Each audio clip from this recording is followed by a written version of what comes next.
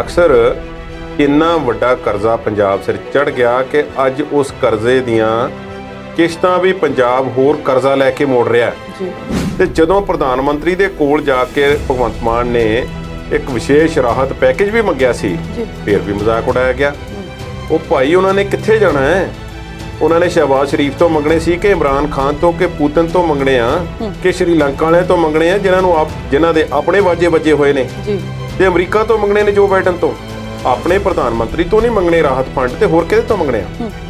ਹੁਣ ਇਹ ਜਿਹੜਾ ਸਵਾਲ ਹੈ ਕਿ ਪਟਿਆਲੇ ਕਿਉਂ ਨਹੀਂ ਗਏ, ਪਟਿਆਲੇ ਸਥਿਤੀ ਤੇ ਬਣੀ ਹੈ, ਇਸ ਗੱਲ ਵਿੱਚ ਕੋਈ ਸ਼ੱਕ ਨਹੀਂ, ਪਰ ਤੁਸੀਂ ਇੱਕ ਦੱਸੋ ਜੇ ਕਾਰਵਾਈ ਨਹੀਂ ਹੋਈ ਤਾਂ ਫਿਰ ਗੱਲ ਕਰੋ। ਜਾ ਕੇ ਕੀ ਕਰਨਾ ਹੈ? ਭਗਵੰਤ ਮਾਨ ਦੇ ਹੱਥ 'ਚ ਕੋਈ ਬੰਦੂਕ ਹੈ, ਤੋਪ ਹੈ? ਅਕਸਰ ਤੇ ਕੰਮ ਅਫਸਰਾਂ ਨੇ ਔਨ ਗਰਾਊਂਡ ਕਰਨਾ ਹੈ। ਤੇ ਬਹੁਤ ਸਾਰੇ ਦੇਸ਼ਾਂ ਦੇ ਪ੍ਰਧਾਨ ਮੰਤਰੀ, ਮੁੱਖ ਮੰਤਰੀ ਵੀ ਸਾਡੇ ਕਈ ਮੁੱਖ ਮੰਤਰੀ ਤੇ ਪ੍ਰਧਾਨ ਮੰਤਰੀ ਤੇ ਪ੍ਰੈਜ਼ੀਡੈਂਟ ਹੁੰਦੇ ਹੋਏ ਮਾਡਲਿੰਗ ਕਰਦੇ ਰਹੇ ਨੇ, ਉਸ ਵਿੱਚੋਂ ਕਮਾਈ ਕਰਦੇ ਰਹੇ ਨੇ। ਤੇ ਦੂਸਰੇ ਪਾਸੇ ਇਲਜ਼ਾਮ ਲਾਉਣ ਵਾਲੇ ਸਾਡੇ ਸ਼੍ਰੋਮਣੀ ਅਕਾਲੀ ਦਲ ਵਾਲੇ, ਕੋਈ ਹੋਟਲ, ਕੋਈ ਬੱਸ, ਕੋਈ ਹੋਰ ਕਾਰੋਬਾਰ ਜਿਹੜਾ ਛੱਡਿਆ ਹੋਵੇ, ਸੱਤਾ ਦੇ ਵਿੱਚ ਰਹਿੰਦੇ ਹੋਏ, ਸੱਤਾ ਦਾ ਸੁੱਖ ਭੋਗਦੇ ਹੋਏ ਤੇ ਲੱਖਾਂ ਰੁਪਏ ਪੈਨਸ਼ਨ ਤੇ ਹੋਰ ਫੈਸਿਲਿਟੀਜ਼ ਦੇ ਲੈਂਦੇ ਹੁੰਦੇ ਹੋਏ, ਉਹ ਲੋਕ ਵੀ ਇਹ ਕਹਿ ਰਹੇ ਨੇ ਕਿ ਹੋਰ ਕੋਈ ਕਮਾਈ ਦਾ ਸਾਧਨ ਵੀ ਕੋਈ ਤੁਸੀਂ ਲੱਭਣਾ ਚਾਹੁੰਦੇ ਹੋ ਤੇ ਲੱਭ ਲਓ। ਮੈਨੂੰ ਇੱਕ ਗੱਲ ਤੁਸੀਂ ਦੱਸੋ, ਜਿਸ ਚੀਜ਼ ਦਾ ਅੱਜ ਤੱਕ ਪ੍ਰਚਾਰ ਕੀਤਾ ਗਿਆ, ਸ਼੍ਰੋਮਣੀ ਗੁਰਦੁਆਰਾ ਪ੍ਰਬੰਧਕ ਕਮੇਟੀ ਨੂੰ ਹਥਿਆ ਕੇ ਉਸ ਨੂੰ ਆਪਣੇ ਕਬਜ਼ੇ ਵਿੱਚ ਲੈ ਕੇ ਜਿਸ ਤਰੀਕੇ ਨਾਲ ਚਲਾਇਆ ਗਿਆ, ਤੇ ਅੰਮ੍ਰਿਤਸਰ ਦੇ ਵਿੱਚ ਵਿਰਾਸਤੀ ਮਾਰਗ ਬਣਾਇਆ ਗਿਆ, ਗੇਟ ਬਣਾਇਆ ਗਿਆ, ਸਭ ਕੁਝ ਦਾ ਢਿੰਡੋਰਾ ਪਿੱਟਿਆ ਗਿਆ ਤੇ ਉਸ ਨੂੰ ਅਕਾਲੀ ਸਰਕਾਰ ਦੀਆਂ ਪ੍ਰਾਪਤੀਆਂ ਵਿੱਚ ਗਿਣਿਆ ਗਿਆ। ਜੇ ਉੱਥੇ ਅਸੀਂ ਇੱਕ ਫ੍ਰੀ ਦੀ ਪਾਰਕਿੰਗ ਨਹੀਂ ਬਣਾ ਸਕੇ ਸ਼ਰਧਾਲੂਆਂ ਲਈ, ਤੇ ਸਾਨੂੰ ਕਿਸੇ ਨੂੰ ਕਹਿਣ ਦਾ ਕੀ ਹੱਕ ਹੈ? ਉੱਥੇ ਤੇ ਆਪਸ਼ਨ ਹੀ ਕੋਈ ਨਹੀਂ। ਬਹੁਜਨ ਸਮਾਜ ਪਾਰਟੀ ਨਾਲ ਜਿਹੜਾ ਗੱਠਜੋੜ ਬਣਿਆ ਸੀ, ਉਹ ਗੱਠ ਪੱਕੀ ਵੀ ਨਹੀਂ ਅਜੇ ਹੋਈ ਸੀ ਕਿ ਗੱਠ ਖੁੱਲ੍ਹਦੀ ਜਾ ਰਹੀ ਹੈ ਤੇ ਨਵੀਆਂ ਗੱਠਾਂ ਵੱਜਣ ਦੇ ਅਸਾਰ ਜਿਹੜੇ ਨੇ ਵੱਜਦੇ ਜਾ ਰਹੇ ਨੇ। ਤੇ ਉਹ ਇਸ਼ਾਰਾ ਇਹ ਹੈ ਕਿ ਭਾਰਤੀ ਜਨਤਾ ਪਾਰਟੀ ਦਾ ਉਧਰੋਂ ਵੀ ਤੋੜ ਵਿਛੋੜਾ ਹੋ ਗਿਆ, ਜੋ ਆਪਣੇ ਨਵੇਂ ਮਿੱਤਰ ਬਣਾਏ ਸੀ ਉਹਨਾਂ ਨੇ, ਉਧਰੋਂ ਵੀ ਕਹਾਣੀ ਖਤਮ ਹੈ ਤੇ ਇੱਧਰ ਫੇਰ ਜਿਹੜੇ ਕਨੈਕਸ਼ਨ ਹੌਲੀ ਹੌਲੀ ਜੁੜ ਰਹੇ ਨੇ ਤੇ ਮਾੜਾ ਕਰੰਟ ਜਿਹੜਾ ਹੈ ਉਹ ਆ ਰਿਹਾ।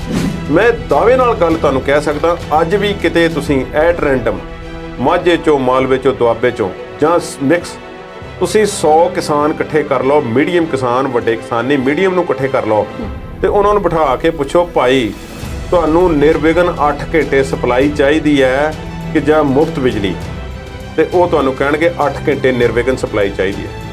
ਡੀਜ਼ਲ ਫੂਕ ਰਹੇ ਨੇ ਮਹਿੰਗੇ ਭਾਅ ਦਾ ਕਿਸਾਨ, 2-2, 3-3 ਲੱਖ ਦੇ ਜਨਰੇਟਰ ਬਣਾਏ ਹੋਏ ਨੇ, ਨਾਲ 6-6 ਲੱਖ ਦੇ ਟਰੈਕਟਰ ਲਾਏ ਹੋਏ ਨੇ। ਅੱਜ ਸੁਖਜਿੰਦਰ ਸਿੰਘ ਰੰਧਾਵਾ ਕਹਿ ਰਹੇ ਨੇ ਕਿਸਾਨਾਂ ਨੂੰ ਕਿ ਮੈਂ ਦੇ ਰਿਹਾ ਬਿੱਲ ਤੇ ਤੁਸੀਂ ਵੀ ਦੇ ਦਿਓ। ਸਰਦਾਰ ਸਾਹਿਬ, ਅਜੇ 4 ਦਿਨ ਪਹਿਲਾਂ ਤਾਂ ਤੁਹਾਡੇ ਕੋਲੋਂ ਗੱਡੀ ਜਿਹੜੀ ਹੈ ਉਹ ਮੰਗ ਕੇ ਲਈ ਹੈ ਪੰਜਾਬ ਸਰਕਾਰ ਨੇ ਕਿ ਸਾਡੀ ਗੱਡੀ ਵਾਪਸ ਕਰ ਦਿਓ, ਸਰਕਾਰੀ ਹੈ। ਤੇ ਜੇ ਤੁਹਾਨੂੰ ਸਰਕਾਰੀ ਖਜ਼ਾਨਾ ਭਰਦਾ ਇੰਨਾ ਫਿਕਰ ਹੈ ਤੇ ਫਿਰ ਤੁਸੀਂ ਗੱਡੀ ਵੀ ਟਾਈਮ ਨਾਲ ਵਾਪਸ ਕਰਦੇ ਤੇ ਬਾਅਦ ਵਿੱਚ ਇੰਨੀਆਂ ਗੱਲਾਂ ਵੀ ਨਾ ਕਰਦੇ। ਸ਼ਾਂਤ ਕਿਸ਼ੋਰ ਬਹੁਤ ਅਨਪ੍ਰੈਡਿਕਟੇਬਲ ਤੇ ਅਜੀਬ ਵਿਅਕਤੀ ਨੇ, ਇਸ ਗੱਲ ਨੂੰ ਸਮਝ ਲੈਣਾ ਚਾਹੀਦਾ ਉਹਨਾਂ ਦੇ ਦਿਲ ਵਿੱਚ ਕੀ ਚੱਲ ਰਿਹਾ ਤੇ ਉਹਨਾਂ ਨੂੰ ਕਿਸੇ ਇੱਕ ਰੱਸੇ ਨਾਲ ਬੰਨਣਾ ਸੰਭਵ ਹੈ ਜਾਂ ਨਹੀਂ, ਇਸ ਗੱਲ ਨੂੰ ਵੀ ਸਮਝ ਲੈਣਾ ਚਾਹੀਦਾ। ਹਾਲਾਂਕਿ ਉਹਨਾਂ ਦੀਆਂ ਕੁਝ ਗੱਲਾਂ ਤੇ ਬਹੁਤ ਤੁਹਾਨੂੰ ਹੈਰਾਨਗੀ ਹੁੰਦੀ ਹੈ, ਜਿਵੇਂ ਉਹ ਕਹਿੰਦੇ ਨੇ ਕਿ ਮੈਂ ਈਮੇਲ ਵੀ ਯੂਜ਼ ਨਹੀਂ ਕਰਦਾ, ਮੈਂ ਸੋਸ਼ਲ ਮੀਡੀਆ ਨਹੀਂ ਦੇਖਦਾ, ਮੈਂ ਅਖਬਾਰ ਵੀ ਨਹੀਂ ਪੜ੍ਹਦਾ, ਟੀਵੀ ਵੀ ਨਹੀਂ ਦੇਖਦਾ। ਫਿਰ ਉਹਨਾਂ ਦਾ ਸਟੱਡੀ ਦਾ ਅਧਿਐਨ ਕਰਨ ਦਾ ਤਰੀਕਾ ਕੀ ਹੈ? ਜ਼ਾਹਿਰਾ ਤੌਰ ਤੇ ਕੁਝ ਨਾ ਕੁਝ ਤੇ ਹੈ। ਤੇ ਕਾਂਗਰਸ ਵਿੱਚ ਤੇ ਇਹੋ ਜਿਹੇ ਬਹੁਤ ਲੋਕਾਂ ਦੀ ਗਿਣਤੀ ਹੈ ਜਿਹੜੇ ਇਹ ਗੱਲ ਦੂਜੀ ਸੁਣਨੀ ਹੀ ਨਹੀਂ ਚਾਹੁੰਦੇ। ਕੈਪਟਨ ਅਮਰਿੰਦਰ ਸਿੰਘ ਪਾਰਟੀ ਦੇ ਵਿੱਚੋਂ ਨਿਕਲ ਕੇ ਵੀ ਸਿਰਫ ਇੰਨਾ ਹੀ ਕਹਿ ਰਹੇ ਨੇ ਕਿ ਰਾਹੁਲ ਤੇ ਪ੍ਰਿਯੰਕਾ ਅਜੇ ਬੱਚੇ ਨੇ।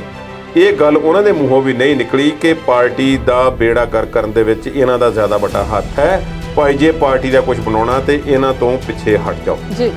Keep your card close to the chest, ਕਿ ਜੇ ਵਧੀਆ ਤਾਸ਼ ਖੇਲਣੀ ਹੋਵੇ ਤੇ ਉਹ ਇਹਨਾਂ ਨੇ ਅਜੇ ਤੱਕ ਇਸੇ ਤਰ੍ਹਾਂ ਰੱਖੇ ਹੋਏ ਸੀ। ਹੁਣ ਉਹਨਾਂ ਨੂੰ ਦਿਖਾਉਣੇ ਪੈਣਗੇ ਕਿ ਮੈਂ ਕੀ ਕਰਨਾ ਚਾਹੁੰਦਾ। ਹੁਣ ਲੋਕਾਂ ਨੂੰ ਪਤਾ ਲੱਗੇਗਾ ਕਿ ਅਸਲ ਵਿੱਚ ਪ੍ਰਸ਼ਾਂਤ ਕਿਸ਼ੋਰ ਕਿਸ ਤਰ੍ਹਾਂ ਭਲਾ ਕਰਨਾ ਚਾਹੁੰਦੇ ਨੇ ਸਮਾਜ ਦਾ, ਜਾਂ ਸਿਰਫ ਇੱਕ ਰਣਨੀਤੀਕਾਰ ਹੀ ਨੇ ਜਿਨ੍ਹਾਂ ਦਾ ਕੰਮ ਵੋਟਾਂ ਵਗੈਰਾ ਜਿੱਤਣਾ ਹੈ। ਇਸ ਤੋਂ ਬਾਅਦ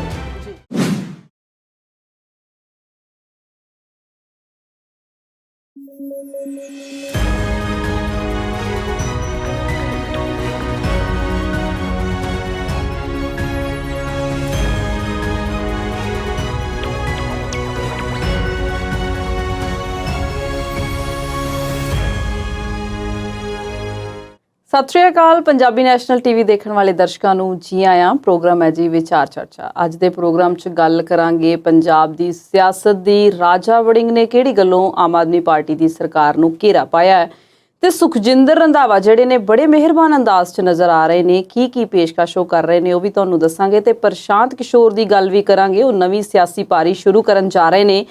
ਪਟਿਆਲਾ ਹਿੰਸਾ ਦੀ ਗੱਲ ਵੀ ਇੱਥੇ ਕਰਨੀ ਬਣਦੀ ਹੈ। ਗੱਲ ਕਰਾਂਗੇ ਕਿ ਮਾਨ ਸਰਕਾਰ ਦੇ ਹੁਣ ਤੱਕ ਕਿੱਦਾਂ ਦੀ ਕਾਰਗੁਜ਼ਾਰੀ ਕੀਤੀ ਤੇ ਦੇਖਦੇ ਹਾਂ ਕਿੰਨੇ ਕੁ ਨੰਬਰ ਮਾਨ ਸਰਕਾਰ ਨੂੰ ਅੱਜ ਮਿਲਦੇ ਨੇ।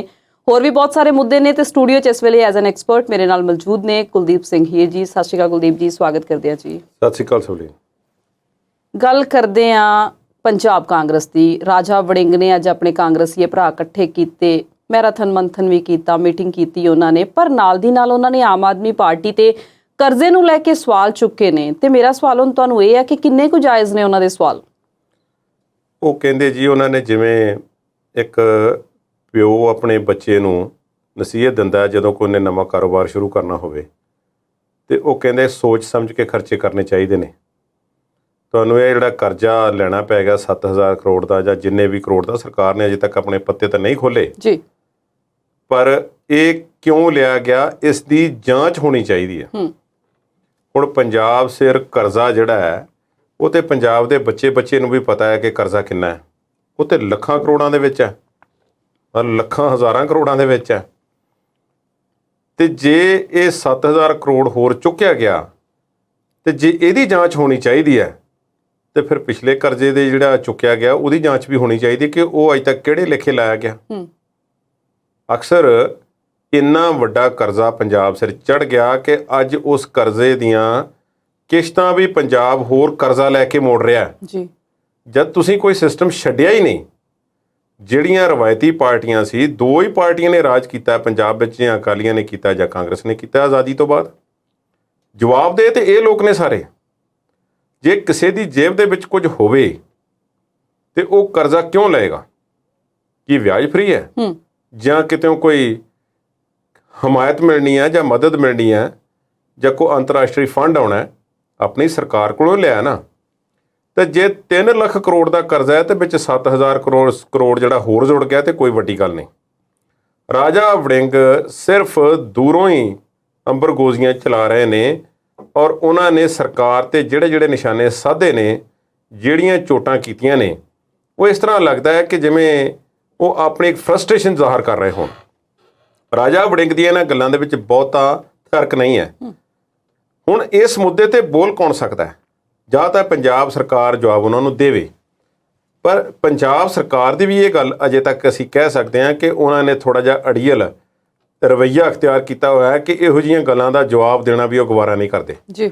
ਅਸਲ ਵਿੱਚ ਰਾਜਾ ਵੜਿੰਗ ਨੇ ਜਦੋਂ ਪਹਿਲੇ ਦਿਨ ਵਿਧਾਨ ਸਭਾ ਦੇ ਵਿੱਚ ਸ਼ਹੀਦ ਭਗਤ ਸਿੰਘ ਵਾਲਾ ਮੁੱਦਾ ਛੇੜ ਲਿਆ, ਉਸ ਦਿਨ ਤੋਂ ਬਾਅਦ ਅਜਿਹੀ ਕਿਰਕਰੀ ਹੋਈ। ਪ੍ਰਗਟ ਸਿੰਘ ਨੇ ਗੱਡੀਆਂ ਵਾਲਾ ਮੁੱਦਾ ਛੇੜ ਲਿਆ ਤੇ ਅਕਾਲੀ ਦਲ ਨੇ MOU ਦੇ ਮੁੱਦੇ ਤੇ 8 ਸਫ਼ਿਆਂ ਵਾਲਾ ਮੁੱਦਾ ਛੇੜ ਕੇ ਕਿਰਕਰੀ ਐਸੀ ਕਰਵਾਈ ਹੈ ਕਿ ਦੁਬਾਰਾ ਬੋਲਣ ਦਾ ਉਹਨਾਂ ਲੋਕਾਂ ਦਾ ਹੀਆ ਨਹੀਂ ਪਿਆ। ਕਿ ਸਰਕਾਰ ਦੀ ਅਸੀਂ ਗੱਲ ਕਰੀਏ, ਅਸੀਂ ਇੱਥੇ ਸਰਕਾਰ ਦੀ ਕੋਈ ਹਮਾਇਤ ਨਹੀਂ ਕਰ ਰਹੇ। ਕਰਜ਼ੇ ਚੁੱਕਣੇ ਮਾੜੇ ਨੇ, ਪਰ ਜੇ ਹੁਣ ਸਿਸਟਮ ਦੇ ਵਿੱਚ ਕੁਝ ਹੈ ਹੀ ਨਹੀਂ ਫਿਰ ਕਿਤੋਂ ਚਲਾਉਣਾ ਤਾਂ ਪਏਗਾ ਨਾ ਜੀ।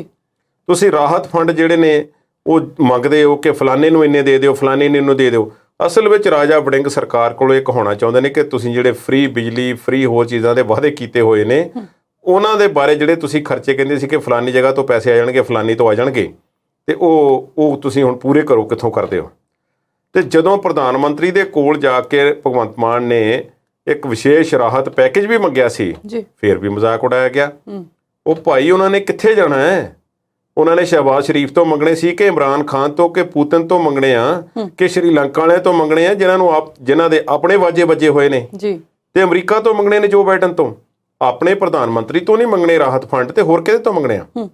ਪਰ ਪੰਜਾਬ ਸਰਕਾਰ ਅਜੇ ਤੱਕ ਹਿਸਾਬ ਕਿਤਾਬ ਹੀ ਲਗਾ ਰਹੀ ਹੈ ਕਿ ਕਿੱਥੇ ਕਿੰਨਾ ਮਾਲ ਛੁਪਿਆ ਹੋਇਆ। ਚੰਗੀ ਗੱਲ ਹੈ ਕਿ ਜਿਹੜੇ ਕਾਰਵਾਈਆਂ ਹੋ ਰਹੀਆਂ ਨੇ ਨਾਜਾਇਜ਼ ਕਬਜ਼ਿਆਂ ਤੇ ਜਿਹੜੀ ਇਲੀਗਲ ਮਾਈਨਿੰਗ ਨੂੰ ਨੱਥ ਪਈ ਹੈ, ਇਸ ਖਜ਼ਾਨਿਆਂ ਦੇ ਵਿੱਚ ਪੈਸਾ ਜਾਵੇ ਤੇ ਨਵੀਂ ਆਬਕਾਰੀ ਨੀਤੀ ਦੇ ਤਹਿਤ ਕੋਈ ਕੀ ਸੱਪ ਕੱਢਦੀ ਹੈ ਸਰਕਾਰ, ਇਸ ਦੇ ਨਾਲ ਫਿਰ ਖਜ਼ਾਨਾ ਹੌਲੀ ਹੌਲੀ ਭਰਨਾ ਸ਼ੁਰੂ ਹੋਵੇਗਾ। ਅਜੇ ਤੱਕ ਤੇ ਸਾਨੂੰ ਚੂਨਾ ਹੀ ਲੱਗਦਾ ਰਿਹਾ। ਰਾਜਾ ਵੜਿੰਗ ਜੀ ਦਾ ਇਹ ਜਿਹੜਾ ਬਿਆਨ ਹੈ, ਮੈਂ ਸਮਝਦਾ ਕਿ ਇਸ ਦੀ ਜਾਂਚ ਹੋਣੀ ਚਾਹੀਦੀ ਹੈ। ਜਾਂਚ ਕਿਹਨ ਕਰਨੀ ਹੈ? ਨਰਿੰਦਰ ਮੋਦੀ ਕਰਨਗੇ ਕਿ ਕੇਂਦਰੀ ਵਿੱਤ ਮੰਤਰੀ ਕਰਨਗੇ, ਨਿਰਮਲਾ ਸੀਤਾਰਮਨ ਨੇ ਕਰਨੀ ਹੈ, ਰਿਜ਼ਰਵ ਬੈਂਕ ਨੇ ਕਰਨੀ ਹੈ ਕਿ ਪੰਜਾਬ ਦੇ ਵਿੱਤ ਮੰਤਰਾਲੇ ਨੇ ਕਰਨੀ ਹੈ? ਤੁਸੀਂ ਕਰਵਾ ਲਿਓ ਜਦੋਂ ਸਰਕਾਰ ਆਵੇਗੀ। ਅਜੇ ਥੋੜ੍ਹਾ ਜਿਹਾ ਚੁੱਪ ਬੈਠੋਗੇ ਤੇ ਜ਼ਿਆਦਾ ਬਿਹਤਰ ਗੱਲ ਹੈ। ਦੂਸਰੀ ਗੱਲ ਰਾਜਾ ਵੜਿੰਗ ਦੀ ਤੁਸੀਂ ਜਿਹੜੀ ਅਜੇ ਤਾਂ ਇਹੋ ਕੀਤੀ ਹੈ, ਤੇ ਮੈਂ ਉਹਨਾਂ ਦੀ ਇਹ ਕਰਨਾ ਚਾਹਾਂਗਾ ਕਿ ਪਟਿਆਲਾ ਮੁੱਦੇ ਤੇ ਉਹਨਾਂ ਨੇ ਇੱਕੋ ਰੱਟ ਫੜੀ ਹੋਈ ਹੈ ਕਿ ਭਗਵੰਤ ਮਾਨ ਪਟਿਆਲੇ ਕਿਉਂ ਨਹੀਂ ਗਏ। ਜੀ, ਜੇ ਅਸੀਂ ਰਿਕਾਰਡ ਹੀ ਵੇਖਣਾ ਹੋਵੇ ਤੇ ਅਕਾਲੀ ਸਰਕਾਰ ਦਾ ਵੇਖ ਲਓ, ਜਦੋਂ ਵਿਆਨਾਂ ਦੇ ਵਿੱਚ ਬੱਲਾਂ ਵਾਲੇ ਸੰਤਾਂ ਦਾ ਕਤਲ ਹੋਇਆ, ਉਸ ਤੋਂ ਬਾਅਦ ਜਿਹੜੀ ਸਿਚੁਏਸ਼ਨ ਪੈਦਾ ਹੋਈ ਹੈ, ਉਹ ਨਾਕਾਮਯਾਬੀ ਅਕਾਲੀ ਸਰਕਾਰ ਨੂੰ ਮਹਿੰਗੀ ਪਈ ਹੈ ਤੇ ਅਖੀਰ ਤੱਕ ਸਫਾਈਆਂ ਦੇਣੀਆਂ ਪਈਆਂ ਕਿ ਕਿਉਂ ਨਾ ਹਾਲਾਤ ਨੂੰ ਸਾਂਭ ਸਕੇ। ਇੱਦਾਂ ਦੀ ਸਿਚੁਏਸ਼ਨ ਫੇਰ ਵੀ ਪੈਦਾ ਹੁੰਦੀ ਰਹਿੰਦੀ ਹੈ। ਬਹਿਬਲ ਕਲਾਂ ਗੋਲੀकांड, ਕੋਟਕਪੂਰਾ ਗੋਲੀकांड, ਅਕਾਲੀ ਇਸ ਮਾਮਲੇ ਵਿੱਚ ਬੁਰੀ ਤਰ੍ਹਾਂ ਫੇਲ ਹੋਏ ਨੇ ਕਿ ਸਿਚੁਏਸ਼ਨ ਨੂੰ ਉਹਨਾਂ ਨੇ ਚੰਗੀ ਤਰ੍ਹਾਂ ਸਾਂਭਿਆ ਨਹੀਂ। ਕਾਂਗਰਸੀਆਂ ਤੇ ਇਸ ਤਰ੍ਹਾਂ ਦੇ ਬਹੁਤ ਸਾਰੇ ਇਲਜ਼ਾਮ ਨੇ ਕਿ ਸਮੇਂ-ਸਮੇਂ ਤੇ ਉਹਨਾਂ ਨੇ ਲੋੜੀਂਦੀ ਬਣਦੀ ਢੁਕਵੀਂ ਕਾਰਵਾਈ ਨਹੀਂ ਕੀਤੀ। ਹੁਣ ਇਹ ਜਿਹੜਾ ਸਵਾਲ ਹੈ ਕਿ ਪਟਿਆਲੇ ਕਿਉਂ ਨਹੀਂ ਗਏ, ਪਟਿਆਲੇ ਸਥਿਤੀ ਤੇ ਬਣੀ ਹੈ, ਇਸ ਗੱਲ ਵਿੱਚ ਕੋਈ ਸ਼ੱਕ ਨਹੀਂ, ਪਰ ਤੁਸੀਂ ਇੱਕ ਦੱਸੋ ਜੇ ਕਾਰਵਾਈ ਨਹੀਂ ਹੋਈ ਤਾਂ ਫਿਰ ਗੱਲ ਕਰੋ। ਜਾ ਕੇ ਕੀ ਕਰਨਾ ਹੈ? ਭਗਵੰਤ ਮਾਨ ਦੇ ਹੱਥ 'ਚ ਕੋਈ ਬੰਦੂਕ ਹੈ, ਤੋਪ ਹੈ? ਅਕਸਰ ਤੇ ਕੰਮ ਅਫਸਰਾਂ ਨੇ ਔਨ ਗਰਾਊਂਡ ਕਰਨਾ ਹੈ। ਜੇ ਉਹਨਾਂ ਨੂੰ ਪੁੱਛਿਆ ਜਾ ਰਿਹਾ ਬਿਠਾ ਕੇ, ਭਾਈ ਤੁਸੀਂ ਕਿੱਥੇ ਸੌ, ਤੇ ਤੁਸੀਂ ਜਵਾਬਦੇਹੀ ਦਿਓ, ਤੇ ਉਹਨਾਂ ਦੀਆਂ ਬਦਲੀਆਂ ਵਗੈਰਾ ਕੀਤੀਆਂ ਗਈਆਂ ਨੇ, ਉਸ ਨੂੰ ਵੀ ਕਈ ਲੋਕ ਹੋਰ ਤਰ੍ਹਾਂ ਲੈ ਰਹੇ ਨੇ। ਮੈਂ ਉਹਨੂੰ ਪੰਜਾਬ ਸਰਕਾਰ ਦੀ ਇੱਕ ਕਾਰਵਾਈ ਦੇ ਵਜੋਂ ਵੇਖਦਾ, ਪਰ ਪੰਜਾਬ ਸਰਕਾਰ ਨੇ ਪਟਿਆਲਾ ਮਾਮਲੇ ਦੇ ਵਿੱਚ ਜਿਸ ਤਰ੍ਹਾਂ ਸਥਿਤੀ ਨੂੰ ਸੰਭਿਆ ਤੇ ਇੱਕ ਸਪਸ਼ਟ ਸੰਦੇਸ਼ ਜਿਹੜਾ ਦਿੱਤਾ ਕਿ ਅਸੀਂ ਕਿਸੇ ਹਾਲਾਤ ਵਿਗਾੜਨ ਵਾਲੇ ਅਨਸਰ ਨੂੰ ਮੌਕਾ ਨਹੀਂ ਦੇਵਾਂਗੇ, ਚਾਹੇ ਉਹ ਕੋਈ ਵੀ ਹੋਵੇ। ਇਹ ਬੜਾ ਸਪਸ਼ਟ ਸੰਦੇਸ਼ ਹੈ। ਕਿੰਨੇ ਕੁ ਨੰਬਰ ਦਿੰਦੇ ਹੋ ਫਿਰ ਆਮ ਆਦਮੀ ਪਾਰਟੀ ਨੂੰ ਪਟਿਆਲਾ ਹਿੰਸਾ ਮਾਮਲੇ ਦੇ ਵਿੱਚ? ਇਹਦੇ ਵਿੱਚੋਂ ਥੋੜ੍ਹੇ ਜਿਹੇ ਨੰਬਰ ਮੈਂ ਕੱਟਾਂਗਾ। ਉਹ ਇਹ ਹੈ, ਨਵੀਂ ਸਰਕਾਰ ਵੀ ਆ ਪਰ ਫਿਰ ਵੀ ਕੱਟਣੇ ਬਣਦੇ ਨੇ। ਦੇਖੋ, ਸੋਸ਼ਲ ਮੀਡੀਆ ਨੂੰ ਜੇ ਫੋਲੋ ਕੀਤਾ ਜਾਵੇ ਪਿਛਲੇ 10 ਹਫ਼ਤੇ ਦੇ ਆਸ-ਪਾਸ ਨੂੰ, ਜਾਂ ਉਸ ਤੋਂ ਪਹਿਲਾਂ ਵੀ ਲਾ ਲਓ, ਬਲਕਿ ਜ਼ਿਆਦਾ ਦਿਨ, ਜਦੋਂ ਤੋਂ ਇਹ ਰੌਲਾ ਰੱਪਾ ਸ਼ੁਰੂ ਹੋਇਆ ਕਿ ਆਹ ਦੇਖੋ ਇੱਕ ਜਿਹੜਾ ਗੁਰਪਤਵੰਤ ਨੇ ਜਿਹੜਾ ਇੱਕ ਕਾਲ ਦਿੱਤੀ ਹੋਈ ਹੈ ਕਿ ਜਿਹੜਾ ਖਾਲਿਸਤਾਨ ਦਾ ਝੰਡਾ ਲਾ ਕੇ ਆਵੇਗਾ DC ਦਫ਼ਤਰ ਗਏ ਫਲਾਣੇ, ਤੇ ਦੂਸਰਿਆਂ ਨੇ ਖਾਲਿਸਤਾਨ ਮੁਰਦਾਬਾਦ, ਕੋਈ ਖਾਲਿਸਤਾਨ ਜਿੰਦਾਬਾਦ ਮਾਰਚ। ਇਹ ਸਾਰੀ ਕੁਛ ਇਹ ਓਵਰਨਾਈਟ ਨਹੀਂ ਹੋ ਗਿਆ ਸਬਲੀਨ, ਇਹ ਹੌਲੀ ਬਿਲਡਅਪ ਹੋਇਆ। ਇਹ ਬਿਲਡਅਪ ਹੁੰਦੇ ਨੂੰ ਰੋਕਿਆ ਨਹੀਂ ਸਰਕਾਰ ਨੇ, ਜਦ ਕਿ ਉਹਨਾਂ ਨੂੰ ਪਹਿਲਾਂ ਨੱਥ ਪਾਉਣੀ ਚਾਹੀਦੀ ਸੀ। ਨੱਥ ਲੇਟ ਪਾਈ ਗਈ ਹੈ, ਇਸ ਕਰਕੇ 2 ਨੰਬਰ ਕੱਟਣੇ ਜ਼ਰੂਰ ਬਣਦੇ ਨੇ, ਪਰ 10 ਵਿੱਚੋਂ 8 ਦਿੱਤੇ ਜਾ ਸਕਦੇ ਨੇ। ਕੁਲਦੀਪ ਜੀ, ਗੱਲ ਤੁਸੀਂ ਕਰ ਰਹੇ ਭਗਵੰਤ ਸਿੰਘ ਮਾਨ ਦੀ, ਤੇ ਉਹਨਾਂ ਦੇ ਫੇਸਬੁੱਕ ਪੇਜ ਤੇ ਸਬਸਕ੍ਰਿਪਸ਼ਨ ਫੀਸ ਲੱਗ ਗਈ ਹੈ ਤੇ ਸ਼੍ਰੋਮਣੀ ਅਕਾਲੀ ਦਲ ਨੇ ਇਸ ਦਾ ਵਿਰੋਧ ਕੀਤਾ, ਕਹਿੰਦੇ ਪੈਸੇ ਇਕੱਠੇ ਕਰ ਰਹੇ ਆ। ਉਹਨਾਂ ਨੂੰ ਕਿਹੜੀ ਗੱਲੋਂ ਸੂਲਾਂ ਚੁੱਭ ਰਹੀਆਂ? ਗੱਲ ਇਹ ਹੈ ਕਿ ਪੈਸੇ ਇਕੱਠੇ ਕਰਨ ਦੀ ਗੱਲ ਹੈ। ਇਹ ਮੈਂ ਪਹਿਲਾਂ ਤਾਂ ਸਪਸ਼ਟ ਕਰ ਦੇਵਾਂ ਕਿ ਭਗਵੰਤ ਮਾਨ ਦੇ ਫੇਸਬੁੱਕ ਪੇਜ ਤੇ ਕਿਹੜੀ ਚੀਜ਼ ਦੀ ਫੀਸ ਲਾਈ ਗਈ ਹੈ। ਇੱਕ ਤੇ ਇਹ ਹੈ ਕਿ ਉਹ ਆਪਸ਼ਨਲ ਫੀਸ ਹੈ, ਤੁਸੀਂ ਪੇਜ ਤੇ ਜਾਓ, ਜੋ ਮਰਜ਼ੀ ਪੜ੍ਹੋ, ਦੇਖੋ, ਕਮੈਂਟ ਵੀ ਕਰ ਸਕਦੇ ਹੋ, ਪਰ ਫੀਸ ਇਸ ਗੱਲ ਤੇ ਲਾਈ ਗਈ ਹੈ ਕਿ ਇੱਕ ਸਪੈਸ਼ਲ ਬੈਜ ਤੁਹਾਨੂੰ ਜਿਹੜਾ ਉਹ ਲੱਗੇਗਾ ਨਾਂ ਦੇ ਨਾਲ, ਤੇ 400 ਰੁਪਈਆ ਜਿਹੜੀ ਹੈ ਫੀਸ ਹੈ, ਤੇ ਉਸ ਦੇ ਨਾਲ ਜਦੋਂ ਤੁਸੀਂ ਕਮੈਂਟ ਕਰਦੇ ਹੋ ਤਾਂ ਸਪੈਸ਼ਲ ਕੈਟਾਗਰੀ ਦੇ ਵਿੱਚ ਤੁਹਾਡਾ ਕਮੈਂਟ ਜਿਹੜਾ ਉਹ ਜਾਵੇਗਾ। ਹੁਣ ਕੀ ਇਹ ਭਗਵੰਤ ਮਾਨ ਦੇ ਨਿੱਜੀ ਖਾਤੇ ਵਿੱਚ ਪੈਸੇ ਜਾਣਗੇ ਜਾਂ ਉਹਨਾਂ ਦਾ ਅਫੀਸ਼ੀਅਲ ਅਕਾਊਂਟ ਹੈ? ਹੁਣ ਇਸ ਗੱਲ ਦੇ ਬਾਰੇ ਨਿਤਾਰਾ ਅਜੇ ਹੋਣਾ ਬਾਕੀ ਹੈ। ਪਰ ਇੱਥੇ ਗੱਲ ਸੋਚੋ, ਜੇ ਅਸੀਂ ਕਹਿ ਰਹੇ ਹਾਂ ਕਿ ਇੱਕ ਕੰਪਨੀ ਦੇ ਵਿੱਚ ਕਾਰ ਲੈਣ ਅਸੀਂ ਜਾਂਦੇ ਹਾਂ, ਉਹਨਾਂ ਨੂੰ ਕਹਿੰਦੇ ਕਿ ਮੇਰਾ ਬਜਟ ਭਾਈ ਆਹ ਹੈ ਤੇ ਮੈਂ ਇੰਨੀ ਕੀਮਤ ਦੀ ਕਾਰ ਜਿਹੜੀ ਆ ਖਰੀਦ ਸਕਦਾ, ਤੇ ਉਹ ਕਹਿਣ ਕਿ ਇੱਕ ਮਹਿੰਗੀ ਵੀ ਕਾਰ ਇੱਥੇ ਖੜੀ ਹੈ, ਹੁਣ ਮੇਰੇ ਕੋਲ ਉਨੀ ਹਿੰਮਤ ਹੋਵੇਗੀ ਤਾਂ ਮੈਂ ਉਹ ਕਾਰ ਵੀ ਖਰੀਦ ਲਾਂਗਾ। ਇੱਕ ਸਪੈਸ਼ਲ ਆਪਸ਼ਨ ਦਿੱਤੀ ਜਾ ਰਹੀ ਹੈ, ਜਿਹੜੇ ਲੋਕ 300 ਜਾਂ 400 ਰੁਪਈਆ ਖਰਚ ਸਕਦੇ ਨੇ ਕਿ ਭਗਵੰਤ ਮਾਨ ਦੇ ਪੇਜ ਤੇ ਜਾ ਕੇ ਤੁਸੀਂ ਇੱਕ ਸਬਸਕ੍ਰਿਪਸ਼ਨ ਲੈ ਲਓ ਤੇ ਫਿਰ ਤੁਸੀਂ ਇਸ ਕੈਟਾਗਰੀ ਦੇ ਵਿੱਚ ਹੋਵੋਗੇ। ਹੁਣ ਇਹ ਪੈਸੇ ਜੇ ਤਾਂ ਮੈਂ ਵਧੀਆ ਸਮਝਾਂਗਾ ਕਿ ਸਰਕਾਰ ਦੇ ਖਾਤੇ ਵਿੱਚ ਜਾਣ, ਜੇ ਨਾ ਵੀ ਜਾਣ, ਉਹਨਾਂ ਦੇ ਵਿਅਕਤੀਗਤ ਖਾਤੇ ਵਿੱਚ ਵੀ ਜਾਣ, ਤੇ ਬਹੁਤ ਸਾਰੇ ਦੇਸ਼ਾਂ ਦੇ ਪ੍ਰਧਾਨ ਮੰਤਰੀ, ਮੁੱਖ ਮੰਤਰੀ ਵੀ, ਸਾਡੇ ਕਈ ਮੁੱਖ ਮੰਤਰੀ ਤੇ ਪ੍ਰਧਾਨ ਮੰਤਰੀ ਤੇ ਪ੍ਰੈਜ਼ੀਡੈਂਟ ਹੁੰਦਿਆਂ ਹੋਇਆ ਮਾਡਲਿੰਗ ਕਰਦੇ ਰਹੇ ਨੇ, ਉਸ ਵਿੱਚੋਂ ਕਮਾਈ ਕਰਦੇ ਰਹੇ ਨੇ।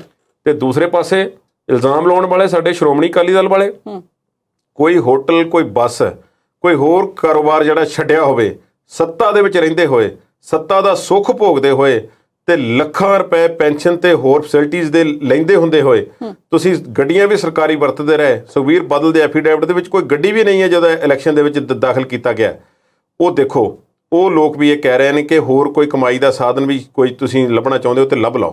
ਮੈਨੂੰ ਇੱਕ ਗੱਲ ਤੁਸੀਂ ਦੱਸੋ, ਜਿਸ ਚੀਜ਼ ਦਾ ਅੱਜ ਤੱਕ ਪ੍ਰਚਾਰ ਕੀਤਾ ਗਿਆ, ਸ਼੍ਰੋਮਣੀ ਗੁਰਦੁਆਰਾ ਪ੍ਰਬੰਧਕ ਕਮੇਟੀ ਨੂੰ ਹਥਿਆ ਕੇ ਉਸ ਨੂੰ ਆਪਣੇ ਕਬਜ਼ੇ ਵਿੱਚ ਲੈ ਕੇ ਜਿਸ ਤਰੀਕੇ ਨਾਲ ਚਲਾਇਆ ਗਿਆ, ਤੇ ਅੰਮ੍ਰਿਤਸਰ ਦੇ ਵਿੱਚ ਵਿਰਾਸਤੀ ਮਾਰਗ ਬਣਾਇਆ ਗਿਆ, ਗੇਟ ਬਣਾਇਆ ਗਿਆ, ਸਭ ਕੁਝ ਦਾ ਢਿੰਡੋਰਾ ਪਿੱਟਿਆ ਗਿਆ ਤੇ ਉਸ ਨੂੰ ਅਕਾਲੀ ਸਰਕਾਰ ਦੀਆਂ ਪ੍ਰਾਪਤੀਆਂ ਵਿੱਚ ਗਿਣਿਆ ਗਿਆ। ਜੇ ਉੱਥੇ ਅਸੀਂ ਇੱਕ ਫ੍ਰੀ ਦੀ ਪਾਰਕਿੰਗ ਨਹੀਂ ਬਣਾ ਸਕੇ ਸ਼ਰਧਾਲੂਆਂ ਲਈ, ਤੇ ਸਾਨੂੰ ਕਿਸੇ ਨੂੰ ਕਹਿਣ ਦਾ ਕੀ ਹੱਕ ਹੈ? ਉੱਥੇ ਤੇ ਆਪਸ਼ਨ ਹੀ ਕੋਈ ਨਹੀਂ ਹੈ। ਤੁਸੀਂ ਦੱਸੋ, ਅੰਮ੍ਰਿਤਸਰ ਵਿੱਚ ਜਾ ਕੇ ਜਿਸ ਕਿਸੇ ਗਰੀਬ ਨੇ ਦਰਸ਼ਨ ਕਰਨੇ ਹੋਣ, ਉਹ ਬੱਸੋਂ ਅੱਡੇ ਤੋਂ ਉਤਰ ਕੇ ਉਸ ਵਾਸਤੇ ਕੋਈ ਫ੍ਰੀ ਦੀ ਆਪਸ਼ਨ ਹੈ, ਜਾਂ ਉਸ ਨੂੰ ਪਾਰਕਿੰਗ ਦੇ ਵਿੱਚ ਕੋਈ ਟੈਕਸੀ ਵੀ ਕਰਕੇ ਪਹੁੰਚ ਜਾਂਦਾ, ਉਸ ਨੂੰ ਕੋਈ ਆਪਸ਼ਨ ਨਹੀਂ ਹੈ, ਉਹ ਪੈਸੇ ਦੇਣੇ ਪੈਣਗੇ।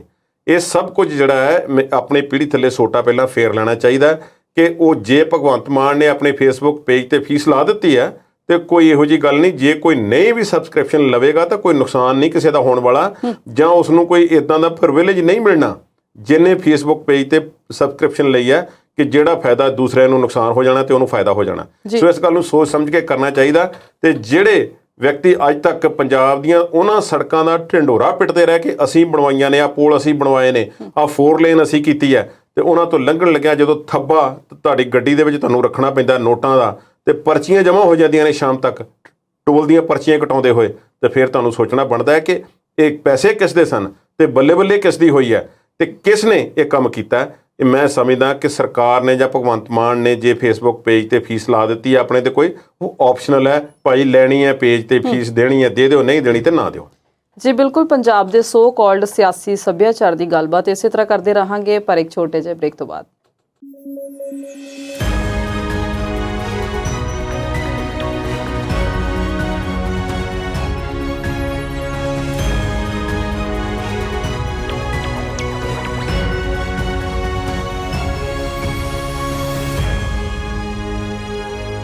ਬ੍ਰੇਕ ਤੋਂ ਬਾਅਦ ਪ੍ਰੋਗਰਾਮ ਵਿੱਚ ਚਰਚਾ ਦੇਖ ਰਹੇ ਦਰਸ਼ਕਾਂ ਦਾ ਇੱਕ ਵਾਰ ਫਿਰ ਤੋਂ ਸਵਾਗਤ ਕਰਦੇ ਹਾਂ। ਕੁਲਦੀਪ ਜੀ, ਗੱਲ ਕਰ ਰਹੇ ਤੁਸੀਂ ਆਮ ਆਦਮੀ ਪਾਰਟੀ ਦੀ, ਤੇ ਅੱਜ ਸੀ ਉਹਨਾਂ ਦੀ ਕੈਬਨਿਟ ਮੀਟਿੰਗ।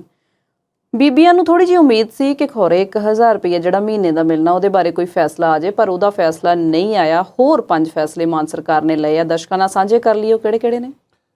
ਇਹਦੇ ਵਿੱਚ ਫੈਸਲੇ ਜਿਹੜੇ ਨੇ 1-2 ਤਾਂ ਮੈਂ ਸਮਝਦਾ ਕਿ ਜਿਹੜੇ ਐਕਸਪੈਕਟਡ ਸੀ। ਇੱਕ ਤਾਂ 1 ਰੈਂਕ 1 ਪੈਨਸ਼ਨ ਦਾ, ਇੱਕ ਵਿਧਾਇਕ ਇੱਕ ਪੈਨਸ਼ਨ ਦੇ ਨੋਟੀਫਿਕੇਸ਼ਨ ਨੂੰ ਜਿਹੜਾ ਸੀ 1 ਰੈਂਕ 1 ਪੈਨਸ਼ਨ ਨਹੀਂ, ਇੱਕ ਵਿਧਾਇਕ ਇੱਕ ਪੈਨਸ਼ਨ ਜੀ।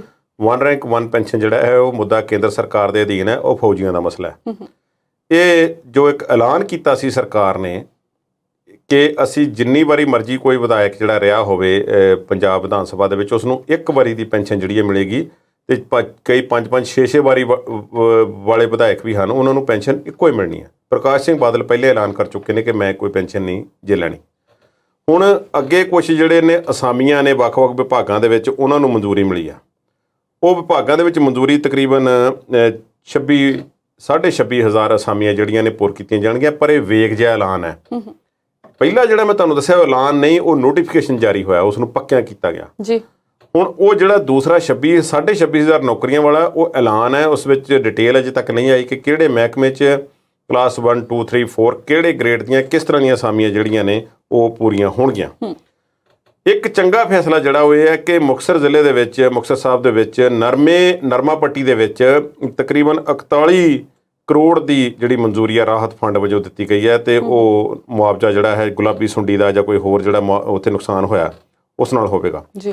ਕਿਸਾਨਾਂ ਲਈ 38 ਕਰੋੜ ਜਿਹੜੇ ਹੋਰ ਇੱਕ ਤਰ੍ਹਾਂ ਦੇ ਫੰਡ ਵਜੋਂ ਜਾਰੀ ਕੀਤੇ ਗਏ ਨੇ, ਤੇ ਖੇਤ ਮਜ਼ਦੂਰਾਂ ਲਈ ਤਕਰੀਬਨ 3.25 ਕਰੋੜ ਦੀ ਇੱਕ ਰਾਸ਼ੀ ਜਿਹੜੀ ਹੈ ਜਾਰੀ ਕੀਤੀ ਗਈ ਹੈ। ਅੱਛਾ, ਟਰਾਂਸਪੋਰਟਰਾਂ ਲਈ ਟੈਕਸ ਜਮ੍ਹਾਂ ਕਰਾਉਣ ਦੀ ਜਿਹੜੀ ਇੱਕ ਸਮਾਂ ਸੀਮਾ ਹੈ ਫੀਸ ਜਮ੍ਹਾਂ ਕਰਾਉਣ ਲਈ 3 ਮਹੀਨੇ ਦਾ ਸਮਾਂ ਜਿਹੜਾ ਉਹ ਵਧਾਇਆ ਗਿਆ। ਹੁਣ ਇਹ ਮਸਲਾ ਜਿਹੜਾ ਹੈ ਥੋੜ੍ਹਾ ਜਿਹਾ ਬਾਰੀਕ ਹੈ। ਸਾਰਿਆਂ ਨੂੰ ਪਤਾ ਹੈ ਕਿ ਸਰਕਾਰਾਂ ਸਾਡੀਆਂ ਨੇ ਕਿਸ ਤਰੀਕੇ ਨਾਲ ਕੋਵਿਡ ਨੂੰ ਨਜਿੱਠਿਆ। ਪਹਿਲੀ ਲਹਿਰ ਜਦੋਂ ਕੋਵਿਡ ਦੀ ਆਈ ਹੈ ਤੇ ਲੋਕਡਾਊਨ ਲਾ ਦਿੱਤਾ, ਉਸ ਲੋਕਡਾਊਨ ਨੇ ਗਰੀਬ ਦਾ ਉਹ ਲੱਕ ਤੋੜਿਆ ਜਿਹੜਾ ਰਹੇ ਰੱਬ ਦਾ ਨਾ। ਦੁਬਾਰਾ ਹੁਣ ਪੈਰਾਂ ਤੇ ਮਾੜਾ ਜਿਹਾ ਆਉਣ ਲੱਗੇ ਨੇ, ਤੇ ਟੈਕਸ ਜਿਹੜੀਆਂ ਗੱਡੀਆਂ 6-6 ਮਹੀਨੇ ਖਲੋਤੀਆਂ ਰਹੀਆਂ ਨੇ ਭਾਰ ਢੋਣ ਵਾਲੀਆਂ, ਕਿਸੇ ਗਰੀਬ ਨੇ ਕਿਸ਼ਤਾਂ ਤੇ ਲਈਆਂ ਹੋਈਆਂ ਸਨ, ਉਹਨੂੰ ਜਦੋਂ ਕੋਈ ਸਰਕਾਰੀ ਚਿੱਠੀ ਆਉਂਦੀ ਸੀ ਕਿ ਤੇਰੀ ਗੱਡੀ ਦਾ ਟੈਕਸ ਨਹੀਂ ਤੂੰ ਅਜੇ ਤੱਕ ਦਿੱਤਾ, ਇਹ ਟੈਕਸ ਦਿਓ, ਸਾਲਾਨਾ ਟੈਕਸ ਜਿਹੜਾ ਦੇਣਾ ਪੈਂਦਾ ਰੋਡ ਟੈਕਸ, ਤੇ ਉਹ ਕਿੱਥੋਂ ਦੇਵੇ ਗਰੀਬ? ਉਹ ਆਪਣਾ ਢਿੱਡ ਭਰੇ ਕਿ ਇਹ ਪਰਚੀਆਂ ਕਟਾਉਂਦਾ ਫਿਰੇ। ਉਸ ਨੂੰ ਮਜਬੂਰ ਕੀਤਾ ਗਿਆ। ਫਿਰ ਥੋੜ੍ਹੀ ਜਿਹੀ ਰਾਹਤ ਦਿੱਤੀ ਗਈ ਕਿ ਤੁਸੀਂ ਡਿਲੇ ਨਾਲ ਥੋੜ੍ਹਾ ਸਮਾਂ ਕਰਕੇ ਹੌਲੀ ਹੌਲੀ ਇਸ ਨੂੰ ਜਮ੍ਹਾਂ ਕਰਵਾਓ, ਤੇ ਹੁਣ ਫਿਰ ਰਾਹਤ ਉਸ ਵਿੱਚ ਦਿੱਤੀ ਗਈ ਕਿ 3 ਕੁ ਮਹੀਨੇ ਦੇ ਵਿੱਚ ਤੁਸੀਂ ਕਿਸ਼ਤਾਂ ਦੇ ਵਿੱਚ ਜਿਹੜਾ ਟੈਕਸ ਹੈ ਜਮ੍ਹਾਂ ਕਰਵਾ ਸਕਦੇ ਹੋ। ਇਹ ਚੰਗਾ ਫੈਸਲਾ ਹੈ, ਪਰ ਇੱਕ ਗੱਲ ਹੈ, ਮੈਂ ਇਸ ਨੂੰ ਹੋਰ ਤਰੀਕੇ ਨਾਲ ਵੇਖਦਾ ਕਿ ਟਰਾਂਸਪੋਰਟਰ ਖਾਸ ਤੌਰ 'ਤੇ ਜਿਹੜੇ ਨਿੱਜੀ ਵਾਹਨ ਚਾਲਕ ਨੇ, ਜਿਹੜੇ ਬਹੁਤ ਕਰਜ਼ਾ ਲੈ ਕੇ ਵਿਚਾਰੇ 80-80 85-85% ਜਿਹਨਾਂ 'ਤੇ ਕਰਜ਼ਾ ਹੁੰਦਾ ਅਤੇ ਉੱਚੀ ਵਿਆਜਦਾਰ ਹੁੰਦੀ ਹੈ, ਸਰਕਾਰ ਨੂੰ ਚਾਹੀਦਾ ਕਿ ਉਹ ਜਿਹੜੇ ਮਾਲ ਢੋਣ ਵਾਲੀਆਂ ਗੱਡੀਆਂ ਵਿਚਾਰੇ ਚਲਾਉਂਦੇ ਨੇ ਉਹਨਾਂ ਨੂੰ ਕੁਝ ਰਾਹਤ ਦੇ ਤੌਰ 'ਤੇ, ਪੱਕੀ ਰਾਹਤ ਦੇ ਤੌਰ 'ਤੇ ਘੱਟ ਵਿਆਜ 'ਤੇ ਜਿਹੜੀਆਂ ਕੋਆਪਰੇਟਿਵ ਦੇ ਥਰੂ ਉਹਨਾਂ ਨੂੰ ਲੋਨ ਵਗੈਰਾ ਦਿੱਤੇ ਜਾਣ। ਇੱਕ ਤਾਂ ਇਹ ਕੰਮ ਕੀਤਾ ਜਾਵੇ। ਟੈਕਸ ਜਿਹੜਾ ਹੈ ਉਹਨਾਂ ਦਾ ਆਮ ਤੌਰ ਤੇ ਕੀ ਹੁੰਦਾ, ਜਦੋਂ ਗਰੀਬ ਵਿਅਕਤੀ ਕੋਈ ਛੋਟੀ ਮੋਟੀ ਗੱਡੀ ਲੈ ਲੈਂਦਾ ਹੈ ਤੇ ਫਿਰ ਉਹ ਟੈਕਸ, ਜਦੋਂ ਟੈਕਸ ਦੀ ਸਲੈਬ ਜਿਹੜੀ ਜ਼ਿਆਦਾ ਹੈ, ਟੈਕਸ ਦਾ ਰੇਟ ਜ਼ਿਆਦਾ ਹੈ ਸਾਲਾਨਾ, ਤੇ ਉਹ ਭੱਜਦਾ ਫਿਰ ਟੈਕਸ ਦੇਣ ਤੋਂ। ਇਹ ਸਮਝਦਾ ਕਿ ਮੈਂ ਸਾਲ ਦਾ 10-15 ਹਜ਼ਾਰ ਕਿਉਂ ਦੇਵਾਂ, ਤੇ ਮੈਂ ਇਹਦੇ ਨਾਲੋਂ ਬਿਹਤਰ ਨਹੀਂ ਕਿ ਕਿਸੇ ਨਾਕੇ ਤੇ ਖੜਾ ਹੋਵੇ ਤੇ ਮੈਂ ਉੱਥੇ ਆਪਣਾ ਕੰਮ ਕਿਸੇ ਤਰੀਕੇ ਚਲਾ ਕੇ ਜਾਂ ਆਸੇ-ਪਾਸੇ ਤੇ ਨਿਕਲ ਜਾਵਾਂ, ਤੇ ਉਹ ਮੇਰੇ ਲਈ ਜ਼ਿਆਦਾ ਬਿਹਤਰ ਹੈ। ਉਸ ਚੀਜ਼ ਤੋਂ ਬਚਿਆ ਜਾਵੇ, ਉਹ ਘਟਾਇਆ ਜਾਵੇ, ਤੇ ਉਹਨਾਂ ਨੂੰ ਇਸ ਗੱਲ ਲਈ ਮਨਾਇਆ ਜਾਵੇ ਕਿ ਉਹ ਸਾਰੇ ਦੇਣ ਟੈਕਸ, ਭਾਵੇਂ ਥੋੜ੍ਹਾ ਦੇਣ। ਟੈਕਸ ਦਾ ਰੇਟ ਘਟਾ ਕੇ ਸਾਰਿਆਂ ਤੋਂ ਟੈਕਸ ਜਿਹੜਾ ਉਹ ਲਿਆ ਜਾਵੇ, ਤਾਂ ਕਿ ਉਹ ਵੀ ਆਪਣੇ ਆਪ ਨੂੰ ਕਾਨੂੰਨੀ ਤੌਰ ਤੇ ਸਹੀ ਸਮਝਣ, ਤੇ ਉਹਨਾਂ ਦੀ ਇੱਕ ਲੁੱਟ-ਖਸੁੱਟ ਜਿਹੜੀ ਹੈ, ਇਹ ਕਰਪਸ਼ਨ ਨੂੰ ਨੱਥ ਪਏਗੀ ਇਸ ਨਾਲ। ਲੁੱਟ-ਖਸੁੱਟ ਜਿਹੜੀ ਹੈ ਰਾਹਾਂ 'ਚ ਰਸਤਿਆਂ ਦੇ ਵਿੱਚ ਹੁੰਦੀ ਹੈ ਕਿ ਤੇਰੇ ਕੋਲ ਤੇ ਤੂੰ ਤਾਰਿਆ ਨਹੀਂ ਹੋਇਆ ਟੈਕਸ ਤੇ ਕੱਢ ਹੀ ਨੇ, ਤੇ ਫਿਰ ਉਹ ਵੀ ਬੰਦ ਹੋਵੇਗੀ। ਇਸ ਗੱਲ ਵੱਲ ਸਰਕਾਰ ਨੂੰ ਧਿਆਨ ਦੇਣ ਦੀ ਲੋੜ ਹੈ। ਅਜੇ ਸਿਰਫ ਰਾਹਤ ਦਿੱਤੀ ਗਈ ਹੈ। ਮੈਂ ਸਰਕਾਰ ਦੇ ਜਿਹੜੇ ਵੱਡੇ ਐਲਾਨ ਉਡੀਕ ਰਿਹਾ ਸਵਲੀਨ, ਉਹਦੇ ਵਿੱਚ ਜਿਹੜਾ ਤੁਸੀਂ ਕਿਹਾ ਕਿ ਔਰਤਾਂ ਨੂੰ 1000 ਰੁਪਇਆ ਮਹੀਨਾ, ਤੇ ਨਾਲ ਜਿਹੜੀ ਨਵੀਂ ਆਬਕਾਰੀ ਨੀਤੀ ਹੈ, ਇਹ ਬਹੁਤ ਜ਼ਰੂਰੀ ਹੈ। ਅਜੇ ਵੈਸੇ ਅਪ੍ਰੈਲ ਮਹੀਨਾ ਖਤਮ ਹੋਇਆ, 3 ਮਹੀਨੇ ਦੀ ਐਕਸਟੈਂਸ਼ਨ ਜਿਹੜੀ ਦਿੱਤੀ ਹੋਈ ਹੈ, ਮਈ ਜੂਨ ਅਜੇ ਸਾਡੇ ਕੋਲ ਹੈ। ਪਰ ਉਡੀਕਣਾ ਕਿ ਸਰਕਾਰ ਕਿਸ ਤਰ੍ਹਾਂ ਦੀ ਆਬਕਾਰੀ ਨੀਤੀ, ਜਿਹੜੀ ਐਕਸਾਈਜ਼ ਪਾਲਿਸੀ ਲੈ ਕੇ ਆਉਂਦੀ ਹੈ, ਜਿਹਦੇ ਨਾਲ ਖਜ਼ਾਨੇ ਵਿੱਚ ਰੌਣਕ ਹੋਵੇਗੀ। ਕੁਲਦੀਪ ਜੀ, ਗੱਲ ਕਰਦੇ ਆ ਮਾਝੇ ਵਾਲੇ ਸਿਆਸਤਦਾਨਾਂ ਦੀ। ਮਜੀਠੇ ਚੱਲਦੇ ਆ, 10 ਮਾਰਚ ਨੂੰ ਬੀਬੀ ਗਨੀਵ ਕੌਰ ਉੱਥੋਂ ਜਿੱਤ ਗਈ, ਮਈ ਆ ਗਿਆ, ਸਹੁੰ ਨਹੀਂ ਚੁੱਕੀ।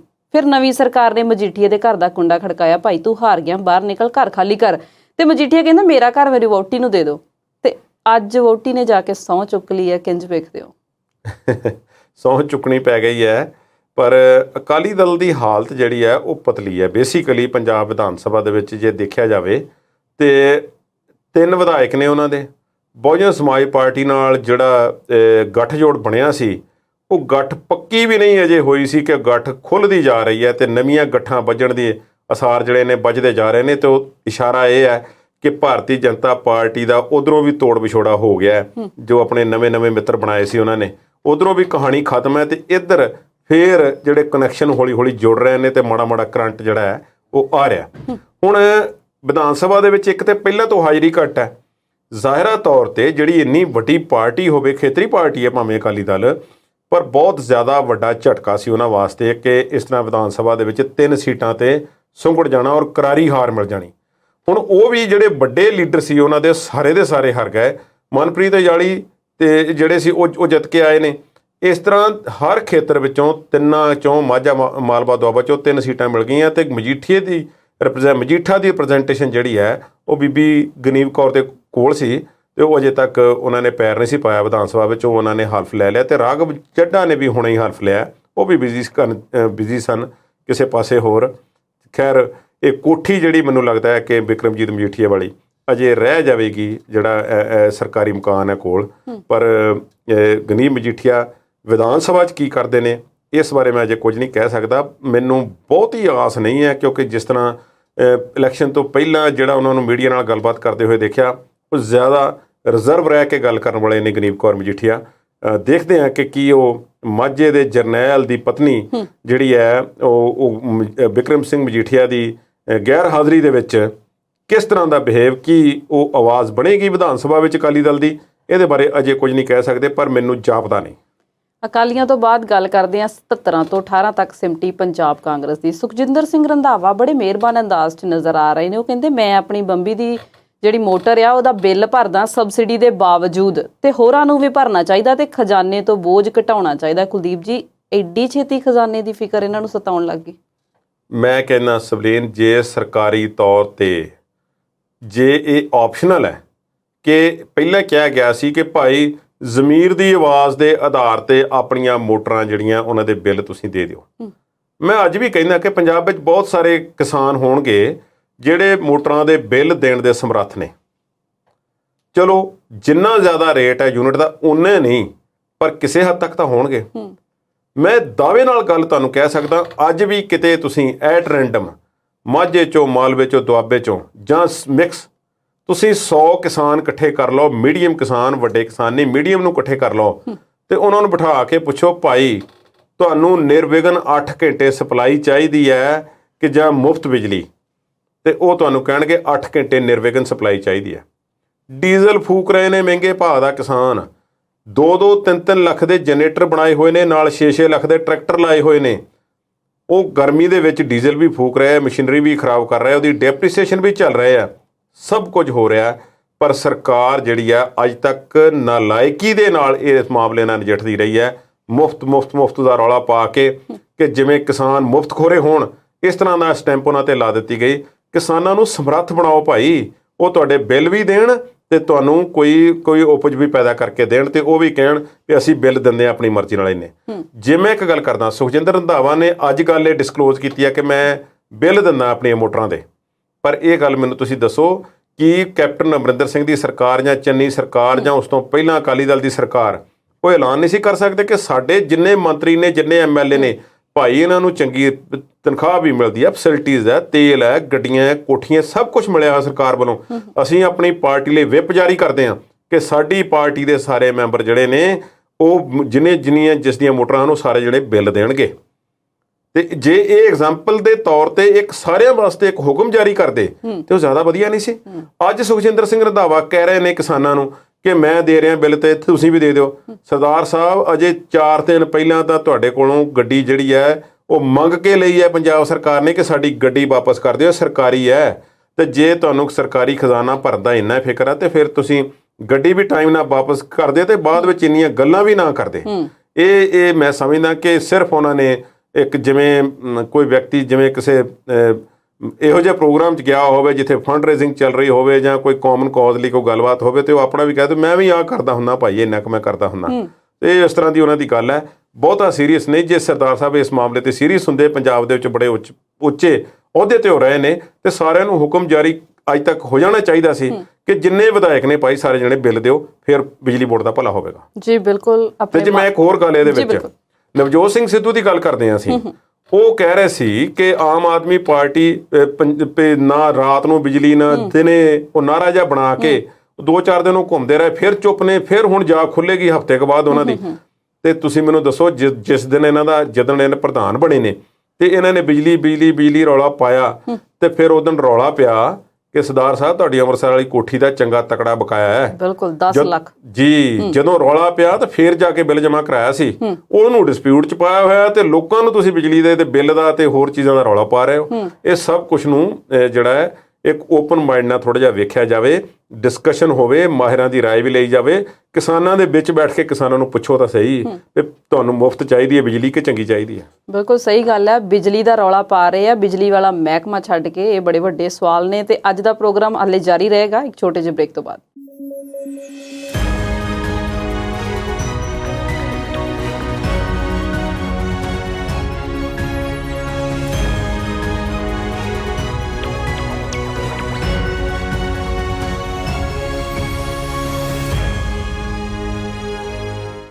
ਬ੍ਰੇਕ ਤੋਂ ਬਾਅਦ ਪ੍ਰੋਗਰਾਮ ਵਿਚਾਰ ਚਰਚਾ ਦੇਖਣ ਵਾਲੇ ਦਰਸ਼ਕਾਂ ਦਾ ਇੱਕ ਵਾਰ ਫਿਰ ਤੋਂ ਸਵਾਗਤ ਕਰਦੇ ਹਾਂ।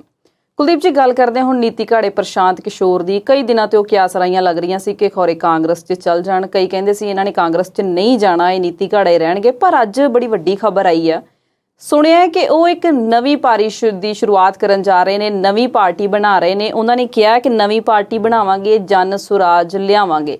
ਪਹਿਲਾ ਸਵਾਲ ਤੇ ਮੇਰਾ ਤੁਹਾਨੂੰ ਇਹ ਹੈ ਕਿ ਫੈਸਲਾ ਇਹਨਾਂ ਦਾ ਕਿੰਨਾ ਕੁ ਸਹੀ ਹੈ। ਤੇ ਕੁਝ ਦਿਨ ਪਹਿਲਾਂ ਨਵਜੋਤ ਸਿੰਘ ਸਿੱਧੂ ਵੀ ਇਹਨਾਂ ਨੂੰ ਮਿਲੇ ਨੇ, ਤਸਵੀਰ ਸਾਂਝੀ ਕੀਤੀ, ਕਿਤੇ ਡੱਡੂ ਛੜੱਪਿਆਂ ਵਾਲੀ ਗੱਲ ਹੀ ਨਾ ਹੋ ਜੇ। ਪ੍ਰਸ਼ਾਂਤ ਕਿਸ਼ੋਰ ਬਹੁਤ ਅਨਪ੍ਰੈਡਿਕਟੇਬਲ ਤੇ ਅਜੀਬ ਵਿਅਕਤੀ ਨੇ, ਇਸ ਗੱਲ ਨੂੰ ਸਮਝ ਲੈਣਾ ਚਾਹੀਦਾ। ਉਹਨਾਂ ਦੇ ਦਿਲ ਵਿੱਚ ਕੀ ਚੱਲ ਰਿਹਾ ਤੇ ਉਹਨਾਂ ਨੂੰ ਕਿਸੇ ਇੱਕ ਰੱਸੇ ਨਾਲ ਬੰਨਣਾ ਸੰਭਵ ਹੈ ਜਾਂ ਨਹੀਂ, ਇਸ ਗੱਲ ਨੂੰ ਵੀ ਸਮਝ ਲੈਣਾ ਚਾਹੀਦਾ। ਜਿਹੜੀ ਆਲਰੇਡੀ ਮੌਜੂਦ ਆਈਡੀਓਲੋਜੀ ਹੈ, ਸਿਧਾਂਤ ਹੈ ਕੋਈ, ਉਸ ਦੇ ਨਾਲ ਉਹ ਕਿੰਨੇ ਕੁ ਸਹਿਮਤ ਨੇ ਜਾਂ ਕਿਸ ਆਈਡੀਓਲੋਜੀ ਨਾਲ ਸਹਿਮਤ ਨੇ, ਇਸ ਗੱਲ ਨੂੰ ਸਮਝਣ ਲਈ ਪ੍ਰਸ਼ਾਂਤ ਕਿਸ਼ੋਰ ਦਾ ਪਿਛੋਕੜ ਤੇ ਉਹਨਾਂ ਦੁਆਰਾ ਗਾਹੇ ਬਗਾਹੇ ਦਿੱਤੇ ਜਾ ਰਹੇ ਬਿਆਨਾਂ ਨੂੰ ਘੋਖਣਾ ਪਏਗਾ। ਬੀਜੇਪੀ ਨਾਲ 36 ਦਾ ਅੰਕੜਾ ਹੈ, ਇਹ 'ਚ ਕੋਈ ਸ਼ੱਕ ਨਹੀਂ ਹੈ ਜੀ। ਪਰ ਉਹ ਰਣਨੀਤੀਕਾਰ ਨੇ, ਕੱਲੇ ਚੋਣ ਰਣਨੀਤੀਕਾਰ ਵੀ ਨਹੀਂ, ਉਹ ਇੱਕ ਪਾਰਟੀ ਦਾ ਜਥੇਬੰਦਕ ਢਾਂਚਾ ਮੁੱਢਲੇ ਪੱਧਰ ਤੋਂ ਤੇ ਉਸ ਦਾ ਅਗਲੇ 10, 15, 20 ਸਾਲਾਂ 'ਚ ਕਿਵੇਂ ਉਭਾਰ ਹੋਣਾ ਚਾਹੀਦਾ ਜਾਂ ਕਰਨਾ ਚਾਹੀਦਾ, ਇਸ ਬਾਰੇ ਵੀ ਉਹ ਭਰਪੂਰ ਜਾਣਕਾਰੀ ਰੱਖਦੇ ਨੇ। ਹਾਲਾਂਕਿ ਉਹਨਾਂ ਦੀਆਂ ਕੁਝ ਗੱਲਾਂ ਤੇ ਬਹੁਤ ਤੁਹਾਨੂੰ ਹੈਰਾਨਗੀ ਹੁੰਦੀ ਹੈ, ਜਿਵੇਂ ਉਹ ਕਹਿੰਦੇ ਨੇ ਕਿ ਮੈਂ ਈਮੇਲ ਵੀ ਯੂਜ਼ ਨਹੀਂ ਕਰਦਾ, ਮੈਂ ਸੋਸ਼ਲ ਮੀਡੀਆ ਨਹੀਂ ਦੇਖਦਾ, ਮੈਂ ਅਖਬਾਰ ਵੀ ਨਹੀਂ ਪੜ੍ਹਦਾ, ਟੀਵੀ ਵੀ ਨਹੀਂ ਦੇਖਦਾ।